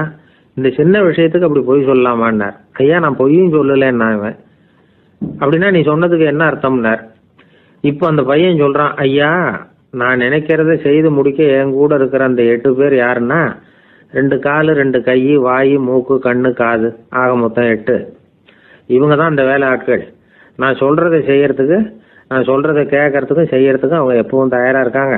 அந்த அளவுக்கு என்னுடைய பயிற்சிகள், பழக்க வழக்கங்கள் மூலமா அவங்கள நல்ல நிலைமையில வச்சிருக்கிறேன் அப்படின்னா. இந்த கதையை சுவாமி சின்மயானந்தர் சொல்றது வழக்கம். இயற்கை நமக்கு கொடுத்திருக்கிற வேலையாட்கள் இந்த 8. இவங்களை நல்ல முறையில வச்சிருந்து வேலை வாங்க வேண்டியது நம்முடைய கடமை. அந்த கடமையை ஒழுங்கா செஞ்சுக்கிட்டு வந்தா வாழ்க்கையில வெற்றி நிச்சயம். இல்லைன்னா குழப்பம்தான். புத்தி சரியா இல்லைன்னா இந்த வேலையாட்கள் நாம் சொல்கிறத கேட்க மாட்டாங்க. ஒருத்தன் குடி போதையில் தள்ளாடி தள்ளாடி போய் ஒரு மரத்தில் முட்டிக்கிட்டானான். தலையில் கட்டு போட்டுக்கிட்டு மறுநாள் வந்திருக்கான். ஏன்டா இப்படி பண்ணுறேன்னு கேட்டிருக்காங்க. நான் ஒதுங்கி போன்னு தான் சொன்னேன், அது கேட்கல அப்படின்றான். எது கேட்கல? உன்னோட காலா அப்படின்னு கேட்டிருக்காங்க. இல்லைங்க, அந்த மரம் அப்படின்னு நானா. ஒருத்தர் குதிரை ரேஸுக்கு போனார், பணம் கட்டினார், தோற்று போயிட்டார். மறுபடியும் போனார், பணம் கட்டினார், தோற்று போனார். அடுத்த தடவையும் பணம் கட்ட போனப்போ அவரை தடுத்து கேட்டோம், ஏன் சார் ஏற்கனவே விட்டது போதாதா, இன்னமும் இருக்கிறத விடணுமா அப்படின்னு கேட்டோம். விட்டதையெல்லாம் மொத்தமாக எடுக்க வேணாமா சார், அதுக்காக தான் தொடர்ந்து பணம் கட்டுறேன்னார் அவர். இவரை திருத்துறது ரொம்ப கஷ்டம். இது ஒரு மனநோய். மனநோய்களில் பல வகை உண்டு. மனநோய்கள் பிரிவு அட்டவணையில் சூதாட்டம்ங்கிறது அவதியுறும் நோய் அப்படிங்கிற தலைப்பில் வருது. சூதாட்டம் 2 வகைப்படும்னு சொல்கிறாங்க உளவியல் நிபுணர்கள். ஒரு வகை எப்படின்னா, நண்பர்களோடு சேர்ந்துக்கிட்டு மகிழ்ச்சியும் கிளர்ச்சியும் அடையிறதுக்காக ஈடுபடுறது. பிரச்சனைகளை தீர்க்கறதுல ஒரு ஆர்வம், கேளிக்கைக்காக கொஞ்சம் விட்டு பிடிக்கிறது அப்படிங்கிற மனுஷனுடைய அடி மனசில் உள்ள விபரீத பிணைய சுபாவம், இதெல்லாம் அதுக்கு காரணம். இன்னொரு வகை எப்படின்னா, சூதாட்டத்தில் ஈடுபட்டு ஒரு கட்டாய நிலைமைக்கு ஆளாயிடுறது. ஈடுபடு அப்படின்னு மனசு ஒரு வெறித்தன்மையை தூண்டிக்கிட்டே இருக்கும். இப்படிப்பட்டவங்களுக்கு நாம் தோத்துக்கிட்டு இருக்கோங்கிறது தெரியும், நாம் ஜெயிக்கிறதுக்கான சந்தர்ப்பம் இல்லைங்கிறதும் தெரியும். இதனால் நமக்கும் கஷ்டம், நம்ம சுற்றி இருக்கிறவங்களுக்கும் கஷ்டங்கிறதும் புரியும். அப்படி இருந்தும் சூதாடுவாங்க. இதுக்கு காரணம் சூதாடியின் பகற்கனவு அப்படிங்கிறாங்க நிபுணர்கள். இந்த நிலைமைக்கு கட்டாய சூதாட்டம் அல்லது நிர்பந்த சூதாட்டம் அப்படின்னு பேர் வச்சிருக்கிறாங்க. இப்படிப்பட்ட ஆசாமி இருக்கிறது பூரா விட்டுருவான், கடன் வாங்குவான், திருடுவான். இருந்தாலும் என்னைக்காவது ஒரு நாள் ஜெயிச்சிருவேன் அப்படின்னு சொல்லிக்கிட்டே இருப்பான். விட்டதை எடுத்துருவேங்கிற ஒரு நம்பிக்கை சுடர் அவனுக்குள்ளே எரிஞ்சுக்கிட்டே இருக்கும். இவனை மனநோயாளி அப்படின்னு சொல்லிட முடியாதான்.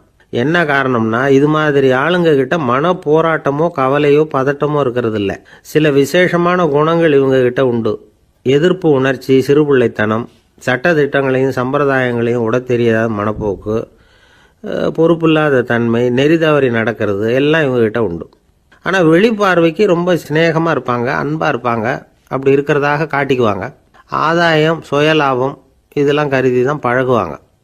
இவங்க கேட்குறப்ப நாம் பணம் கொடுக்கலன்னு வச்சுக்கோங்க, நம்மளை கை விட்டுருவாங்க. நம்ம மேலே அவாண்டமாக பழி சுமத்துறது கூட தயங்க மாட்டாங்க.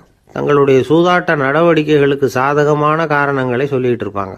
நீ வேணும்னா பாரு, ஒரே நாளில் நான் இழந்ததையெல்லாம் மீட்டு லட்சாதிபதி ஆறேன்னா இல்லையா பாரு அப்படிம்பாங்க. தோற்று போகிறத ஒரு படிப்பினையாக இவங்க எடுத்துக்கிறதே இல்லை. தோற்று போகிறதுலேயே இவங்களுக்கு ஒரு அலாதியான சுகம். தனக்குத்தானே துன்பத்தை வரவழைச்சிக்கிட்டு இன்பம் அடையிறதுக்கு தன்வதை சுகம் அப்படின்னு பேர். இவங்கெல்லாம் அந்த ரகம். சில பேர் எப்படி தெரியுமா, மந்திர எண்ணங்களை வரவழைச்சிக்கிறது, சூதாடுறதுக்காக ஆஃபீஸில் கையாடல் பண்ணுறது, அடுத்தவங்க கிட்ட இருந்து திருடுறது. இந்த மந்திர எண்ணம் தீவிரமாச்சுன்னா ஒரு மாதிரியாக பேச ஆரம்பிச்சிருவாங்க. தோல்வி தான் சார் வெற்றிக்கு முதல் படியும்பாங்க. தன்னால் பகடக்காய்களையும் குதிரை ஓட்டிகளையும், அதாவது இந்த ஜாக்கிகள், அதெல்லாம் கட்டுப்படுத்த முடியுங்கிற பித்து நிலைக்கு இவங்கெல்லாம் தள்ளப்பட்டுருவாங்க.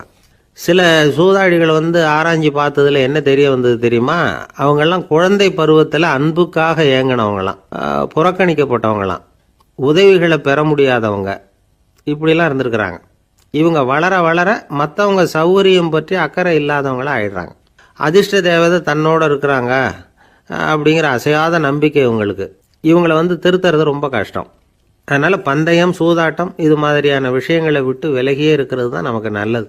ஒரு ஆள் சொன்னான், என்னுடைய குதிரை வேகமாக ஓடுறதுக்கு என்ன வழி அப்படின்னு கால்நடை மருத்துவர்கிட்ட யோசனை கேட்டேன். அவர் ஒரு பாட்டில் நிறைய மாத்திரைகளை கொடுத்து தினம் 2 மாத்திரை வேதமாக கொடுக்க சொன்னார். முதல் நாள் 2 மாத்திரையை கொடுத்துட்டு அது மேலே ஏறி உட்கார்றதுக்கு போனேன். அவ்வளவுதான். அதுக்குள்ளே அது அம்பு மாதிரி பாஞ்சு ஓடி போச்சு. நான் இன்னும் உட்காரவே இல்லை, அதுக்குள்ளே பாஞ்சு ஓடி போச்சு அப்படின்னா. அடடா, அப்புறம் நீங்கள் என்ன பண்ணீங்க அப்படின்னு கேட்டாங்க. என்ன பண்ணுறது, மீதி மாத்திரை பூராவே நான் முழுங்கி விட்டு அதுக்கப்புறம் துரத்தி பிடிச்சி அது மேலே ஏறி உட்காந்தேன் அப்படின்னா அவன். பொங்கல் திருநாள்னா இது ஏதோ அறுவடை திருநாள் அப்படின்னு சொல்லுவோம். அதாவது வருஷம் பூரா நாம் பாடுபட்டு அதனுடைய பலனை அனுபவிக்கிற நாள் அப்படிங்கிறது நாம் சொல்லிகிட்டு இருக்கிறது. இது முக்கியமாக இது ஒரு நன்றி அறிவிப்பு நாள் அப்படின்னு சொல்லுவாங்க. இன்றைக்கி நிறைய நன்றி அறிவிப்பு கூட்டம்லாம் நடந்துக்கிட்டு இருக்குல்ல, அது மாதிரி விவசாயிகள் நடத்துகிற ஒரு நன்றி அறிவிப்பு விழா இது. யாருக்கு நன்றி சொல்கிறாங்கன்னா, ஆதவனுக்கு. அதாவது சூரியன் இல்லைன்னா விவசாயம் இல்லை, அதனால் ஆதவனுக்கு நன்றி செலுத்துகிற நாளாக இந்த பொங்கல் திருநாளை நாம் கொண்டாடுறோம். அதாவது இந்த பொங்கலில் விவசாயிகள்கிட்டேருந்து நிறைய பண்புகளை நாம் தெரிஞ்சுக்க வேண்டிய நாள் இது. விவசாயிகள் அவங்க விவசாயம் முன்னேறி இருக்கிற அளவுக்கு விவசாயிகளுடைய வாழ்க்கை தரம் முன்னேறலை. அந்த அளவுக்கு அவர்கள் நாட்டுக்காக உழைச்சிக்கிட்டு இருக்கிறாங்க. அந்த காலத்திலே அதை பற்றி ஒரு கதை சொல்கிறது உண்டு. ஒரு வயசான ஆள் நிலத்தில் ஏறு உழுதுகிட்டு இருந்தாராம். கிழிஞ்சு போன ஒரு சின்ன துண்டை தான் இடுப்பில் கட்டியிருந்தாராம். தலையில் ஒரு கந்தலை சுற்றி இருந்தார். உடம்பு பூரா சேரு, ரொம்ப ஏழை. ஏறு ஓட்டிகிட்டு இருக்கிறவர் வேறு எப்படி இருப்பார்? இருந்தாலும் அந்த ஆள் ரொம்ப ஜாலியாக பாட்டு பாடிக்கிட்டே ஏறு உழுதுகிட்டு இருந்தாராம். உடம்புல தான் அவர் ஏழையை தவிர மனசில் ஒரு ஏழையாக தெரியல. அந்த சமயத்தில் அந்த நாட்டு ராஜா அந்த பக்கமாக குதிரை மேலே வந்தாராம். வேட்டைக்கு போயிட்டு பரிவாரங்களோடு திரும்பி வந்துக்கிட்டு இருக்கிறார். ரொம்ப செல்வ செழிப்பில் இருக்கிற ராஜா அவர் இந்த வயசான விவசாயியை பார்த்துருக்கார். இந்த ஆள் ரொம்பவும் ஏழைங்கிறது அவர் பார்த்தாவே பளிச்சுன்னு தெரியுது. கட்டிக்கிறதுக்கு நல்ல துணி இல்லை, உடம்போ இழைச்சி போயிருக்குது, வயிறு முதுகில் போய் ஒட்டிக்கிட்டு இருக்கு, கண்ணு குழி விழுந்து போயிருக்குது. ஆனாலும் முகத்தை பார்த்தா சந்தோஷமாக இருக்கிற மாதிரி இருக்குது. இவ்வளோ உற்சாகமாக பாடிக்கிட்டு இருக்கிறாரே அப்படின்னு ஆச்சரியமாக நினச்சி பார்த்தார் அந்த ராஜா. சரி, அவர்கிட்ட கொஞ்சம் பேச்சு கொடுத்து பார்க்கலாம் அப்படின்னு முடிவு பண்ணார். ஐயா பெரியவரே, இப்படி கொஞ்சம் வர முடியுமான்னாராம். பொழுது போகிறதுக்குள்ளே நான் இந்த வயல் பூரா உழவு ஓட்டி ஆகணும், அதனால் பேசுகிறதுக்கு நேரம் இல்லை அப்படின்னாராம் அந்த பெரியவர். என்ன அவ்வளவு அவசரமாக? மீதி இருந்தால் நாளைக்கு உழுதக்கூடாதா? அது சரி, உனக்கு எத்தனை ஏக்கர் நிலம் இருக்குது அப்படின்னு விசாரிச்சிருக்கார் ராஜா. எனக்குன்னு சொந்தமாக உள்ளங்கை அளவு கூட நிலம் கிடையாது. இது எங்கள் முதலாளியோட நிலம். இதை பூராவும் உழுது முடித்தாதான் அவர் கூலி கொடுப்பார். நான் கூலிக்கு உழுதுகிட்டு இருக்கிறேன். உங்ககிட்ட பேசிக்கிட்டு இருந்தால் அவருக்கு துரோகம் பண்ணது மாதிரி ஆகிடும் அப்படின்னாராம். ராஜா குதிரையை விட்டு கீழே இறங்கினார். வரப்பில் நடந்து அந்த பெரியவர்கிட்டே போனாராம். சரி, ஒரு நாள் பூரா உழுதா உனக்கு எவ்வளவு கூலின்னு கேட்டிருக்கார். 8 அணா கூலி கிடைக்கும்னாராம் அவர். இது ரொம்ப காலத்துக்கு முன்னாடி நடந்த ஒரு சம்பவங்கிறதுனால அப்போ 8 அணா கூலிங்கிறது ரொம்ப பெருசு. இருந்தாலும் அதுவும் அந்த ராஜாவுக்கு பெரிய கூலியாக தெரியல. இவ்வளவு தானா, இதை வச்சுக்கிட்டு நீ எப்படி காலம் தள்ளுற அப்படின்னாராம். ஒன்றும் கவலை இல்லை அப்படின்னாராம் அவர். ராஜாவுக்கு ரொம்ப ஆச்சரியமாக போச்சு. 8 அணா கூலி வாங்குற இந்த ஆள் கவலை இல்லாமல் இருக்கிறார், ஏராளமான வசதியோடு இருக்கிறன்னா கவலை இல்லாமல் வாழ முடியலையே அப்படின்னு நினச்சி பார்த்துருக்கார். அது சரி, 8 அணாவில் எப்படி குடும்பம் நடத்துகிற அப்படின்னு கேட்டாராம். எனக்கு கிடைக்கிற 8 அணாவில் 2 அணா குடும்பத்துக்கு செலவழிக்கிறேன், 2 அணா பழைய கடனுக்கு கொடுக்குறேன், 2 அணா தர்மம் செய்கிறேன், 2 அணா வட்டிக்கு கொடுக்குறேன், ஒரு குறையும் இல்லைன்னாராம். ராஜாவுக்கு ஒன்றும் புரியல. எனக்கு ஒன்றும் புரியலேன்னு இருக்கார். ஐயா, எனக்கும் என் மனைவிக்கும் 2 அணா செலவாகுது. வயசான அம்மா அப்பா இருக்கிறாங்க, சின்ன வயசில் என்னை காப்பாற்றினவங்க அவங்க. அந்த கடனுக்கு 2 அணா செலவாகுது, அது பழைய கடன். என் தங்கச்சி ஒருத்தி ஆதரவு இல்லாத நிலைமையில் தன்னுடைய மகனோட என் வீட்டில் இருக்கிறா. அவளுக்கும் அவள் மகனுக்கும் 2 அணா செலவு பண்ணுறேன், அது தர்மம். எனக்கு 2 பிள்ளைங்க இருக்கிறாங்க, அவங்களுக்கு 2 அணா செலவு பண்ணுறேன், அது வட்டிக்கு கொடுக்கறது மாதிரி. பிற்காலத்தில் அவங்க எங்களை காப்பாற்றுவாங்க. அந்த வகையில் நான் திருப்தியோடு வாழ்ந்துக்கிட்டு இருக்கிறேன் அப்படின்னாராம். ராஜாவுக்கு அர்த்தம் புரிய ஆரம்பிச்சுதான். அந்த பெரிய நிலத்தை விலை கொடுத்து வாங்கி அந்த பெரியவருக்கே தானமாக கொடுத்துட்டாராம். இப்போ உழுதவருக்கே நிலம் சொந்தமாயிட்டுது. அன்னையிலேருந்து அரசனுக்கும் ஆறுதல் கிடைச்சிதான். இப்படி ஒரு கதை சொல்லுவாங்க. 8 அணா வருமானத்தை வச்சுக்கிட்டு எப்படி காலத்தை தள்ளுறதுன்னு சொல்கிறதுக்காக இந்த கதையை சொல்கிறதாக யாரும் தப்பாக நினச்சிக்கக்கூடாது. கிடைக்கிறத எப்படி பங்கு போடுறார், எப்படி திருப்தியாக வாழறார் அப்படிங்கிறது தான் முக்கியம். அது மாதிரி இன்றைக்கு இந்த பொங்கல் திருநாளில் உழவர்கள் மனசு மகிழ்ச்சியாக இருந்ததுன்னா அது எல்லாரும் மகிழ்ச்சியாக இருக்கிறது மாதிரி அர்த்தம். அதனால் அவர்கள்ட்டேருந்து நாம் பாடம் கற்றுக்கணும். சில உழவர்கள் தங்கள் நிலத்தில் விளையிறத தாங்கள் சாப்பிட மாட்டாங்க, அடுத்தவங்கள்ட்ட விற்றுட்டு சந்தையில் போய் வேறு அரிசி வாங்கிட்டு வந்து தான் இவங்க சாப்பிடுவாங்க. அப்படிப்பட்ட விவசாயிகள்லாம் இது உண்டு. பங்கிடுகிற பண்பை உழவர்கள்ட்டேருந்து கற்றுக்கொள்ளுங்கள் அப்படிம்பாங்க. ஒரு ஆள் நிம்மதியாக மகிழ்ச்சியாக இருந்தானா, உங்கள் நிம்மதிக்கும் மகிழ்ச்சிக்கும் என்ன காரணம்னு கேட்டிருக்கார் இன்னொருத்தர். என்கிட்ட இருந்தது பூராவையும் என் பிள்ளைங்களுக்கு சமமாக பங்கு போட்டு கொடுத்துட்டேன், எனக்குன்னு எதுவுமே வச்சுக்கல, அதுதான் நிம்மதிக்கு காரணம்ன்றிருக்கான். உங்ககிட்ட இருந்தது எவ்வளவு இருந்தது அப்படின்னு கேட்டிருக்காரு அவர். மொத்தமாக ஒரு 50,000 ரூபா இருக்கும் அப்படின்னு இருக்கான். அவ்வளவும் பணமாகவே இருந்ததா அப்படின்னு கேட்டிருக்காங்க இவங்க. இல்லைங்க, அவ்வளவும் கடன், அதை தான் பிரித்து கொடுத்துருக்கேன் பிள்ளைங்க கிட்ட அப்படின்னு நானா அவன். அந்த மரத்தின் உச்சியில ஒரு பறவை கூடு, ஏதோ ஒரு பறவை கூடு கட்டி இருந்தது. அது என்ன பறவைன்னா ராஜாளி. ஒரு குரங்கு அந்த மரத்து கிளையில தாவி தாவி குதிச்சுக்கிட்டு இருந்தது. அப்போ இந்த கூட்டுல இருந்த முட்டை அது கண்ணுல போட்டுட்டுது. அதுக்கப்புறம் அது சும்மா இருக்குமா? விளையாட்டா ஒரு முட்டையை எடுத்தது, மரத்தை விட்டு கீழே இறங்குச்சு. கீழே ஒரு குப்பை மேட்டில் ஒரு கோழி சில முட்டைகளை அது பாட்டுக்கு இட்டு வச்சிருந்தது. குரங்கு தன் கையில இருந்த ராஜாளி பறவையோட முட்டைய அந்த கோழி முட்டைகளோட சேர்த்து போட்டுட்டு போயிட்டுது. கோழி வந்தது, பார்த்தது, அதுக்கு ஒன்றும் வித்தியாசம் புரியல. தன்னுடைய முட்டைகளோட சேர்த்து அந்த ராஜாளி முட்டையையும் சேர்த்து அடைகாத்துது. கொஞ்ச நாள்ல குஞ்சுகள்லாம் பொரிச்சுது, எல்லாம் முட்டை விட்டு வெளியில வந்தது. ராஜாளி பறவையோட குஞ்சு அந்த கோழி குஞ்சுகளோடவே சேர்ந்து வளர்ந்தது. மற்ற கோழி குஞ்சுகள் போலவே இதுவும் குப்பையை கிளறிச்சு புழு பூச்சிகளை சாப்பிட்டது. காக்கைகள் தாக்கிறதுக்கு வந்ததுன்னா மற்ற கோழி குஞ்சுகள் மாதிரியே இதுவும் பயந்து போய் தாய் கோழியின் சிறகுகளுக்கு உள்ள வந்து ஒளிஞ்சுக்கும். இப்படியே கொஞ்ச காலம் போச்சு. குஞ்சுகள்லாம் வளர்ந்து பெருசாயிட்டுது. சிலது சேவல்களாச்சு, சிலது கோழிகளாச்சு. அந்த ஒண்ணு மட்டும் ராஜாளி ஆச்சு. ஆனா ஒரு விஷயம், தான் ஒரு ராஜாளிங்கிறது அந்த பறவைக்கு தெரியாது. தன்னையும் ஒரு கோழின்னே அது நினைச்சுக்கிட்டு இருக்கு. அப்படி நினைச்சுக்கிட்டு குப்பை மேட்டை கிளறிக்கிட்டு இருக்கு. ஒரு நாள் சாயந்தர நேரம் இந்த ராஜாளி பறவை கீழே அது பாட்டுக்கு வழக்கம் போல குப்பையை கிளறிக்கிட்டு இருக்குது. அப்போ அண்ணாந்து பாக்குது. வானத்துல உயரத்துல கூட்டமா ராஜாளி பறவைகள் உல்லாசமா வட்டம் அடிச்சு பறந்துகிட்டு இருக்கு. அதே இது பாக்குது. இதுக்கு மனசுக்குள்ள ஏக்கமா போச்சான். அப்போ இதுக்கு ஆண்டவன் பேர்ல கோபம் வந்துதான். ஆண்டவனுக்கு என் பேர்ல ஏன் இந்த ஓர வஞ்சனை? என்னையும் ஒரு ராஜாளியா படைச்சிருந்தா நானும் கூட இந்நேரம் ஆகாயத்துல உல்லாசமா பறந்துகிட்டு இருப்பேனே அப்படின்னு நினைச்சு வருத்தப்பட்டுதான். இது வேடிக்கையா இருக்குல்ல? ஒரு வகையில பார்த்தா நாம கூட இந்த ராஜாளி பறவை மாதிரி தான் வாழ்ந்துகிட்டு இருக்கோம் அப்படிங்கிறார் ஒரு உளவியல் நிபுணர். நம்மால எவ்வளவு வேலை செய்ய முடியும் அப்படின்னு நாம நினைச்சுக்கிட்டு இருக்கிறோமோ அதை விட பல மடங்கு நம்மால வேலை செய்ய முடியுமா? பல மடங்கு வேகமாகவும் வேலை செய்ய முடியும் அப்படிங்கிறார் அவர். நம்முடைய முழுமையான பலம் என்னங்கிறது நமக்கே தெரியறது இல்லை. அதுதான் கஷ்டம். நம்முடைய பலம் தெரியாததுனாலதான் நாம எதுக்கு எடுத்தாலும் பயந்துகிட்டு இருக்கிறோம். ஒரு ஆள் இருந்தான். அவனுக்கு எப்படின்னா கோழியை கண்டா பயப்படுவான். ஏன் கோழியை கண்டா பயம்னா, அவனுக்கு மனசுக்குள்ள தான் ஒரு புழுன்னு நினைப்பு. தன்னை ஒரு புழுவா நினைக்கும் பொழுது, புழுன்னா கோழி வந்து கொத்தும்ல, அதனால கோழியை கண்டு பயப்பட ஆரம்பிச்சிட்டான். இவன் நடுங்கிடுவான். எதிரில் கோழி வந்ததுன்னா உடம்பு பூரா நடுங்க ஆரம்பிச்சிடும். வீட்டில் இருக்கிறவங்க பார்த்தாங்க. இவனை அழைச்சிட்டு போய் ஒரு மனநோய் மருத்துவமனையில சேர்த்துட்டாங்க. அங்க உள்ள டாக்டர் இவருக்கு சிகிச்சையெல்லாம் கொடுத்தார்.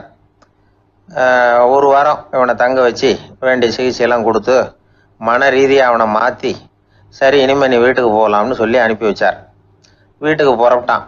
அப்போ சொன்னார், இதை பாருப்பா, நீ வீட்டுக்கு போகலாம், நேராக வீட்டுக்கு போ, நல்லா ஞாபகம் வச்சுக்கோ, இனிமே வந்து நீ ஒரு புழு கிடையாது, மனுஷன், தைரியமாக புறப்படு, போயிட்டு வா அப்படின்னு சொல்லி வழி அனுப்பி வச்சார். சரிங்க டாக்டர்னு சொல்லிவிட்டு இவன் புறப்பட்டு போனான். பாதி வழி போயிருப்பான். லேசா நிமிர்ந்து பார்க்கறான், எதிரில் ஒரு கோழி வந்துகிட்டு இருக்கு. அது பாட்டுக்கு சாதாரணமா நடந்து வந்துகிட்டு இருந்தது. அவ்வளவுதான், இவன் உடம்பு கிடுகிடுன்னு ஆட ஆரம்பிச்சுட்டுது. திரும்பி ஓடி வந்துட்டான். டாக்டர் கேட்டார், ஏன்பா திரும்பி ஓடி வந்துட்டேன்னு.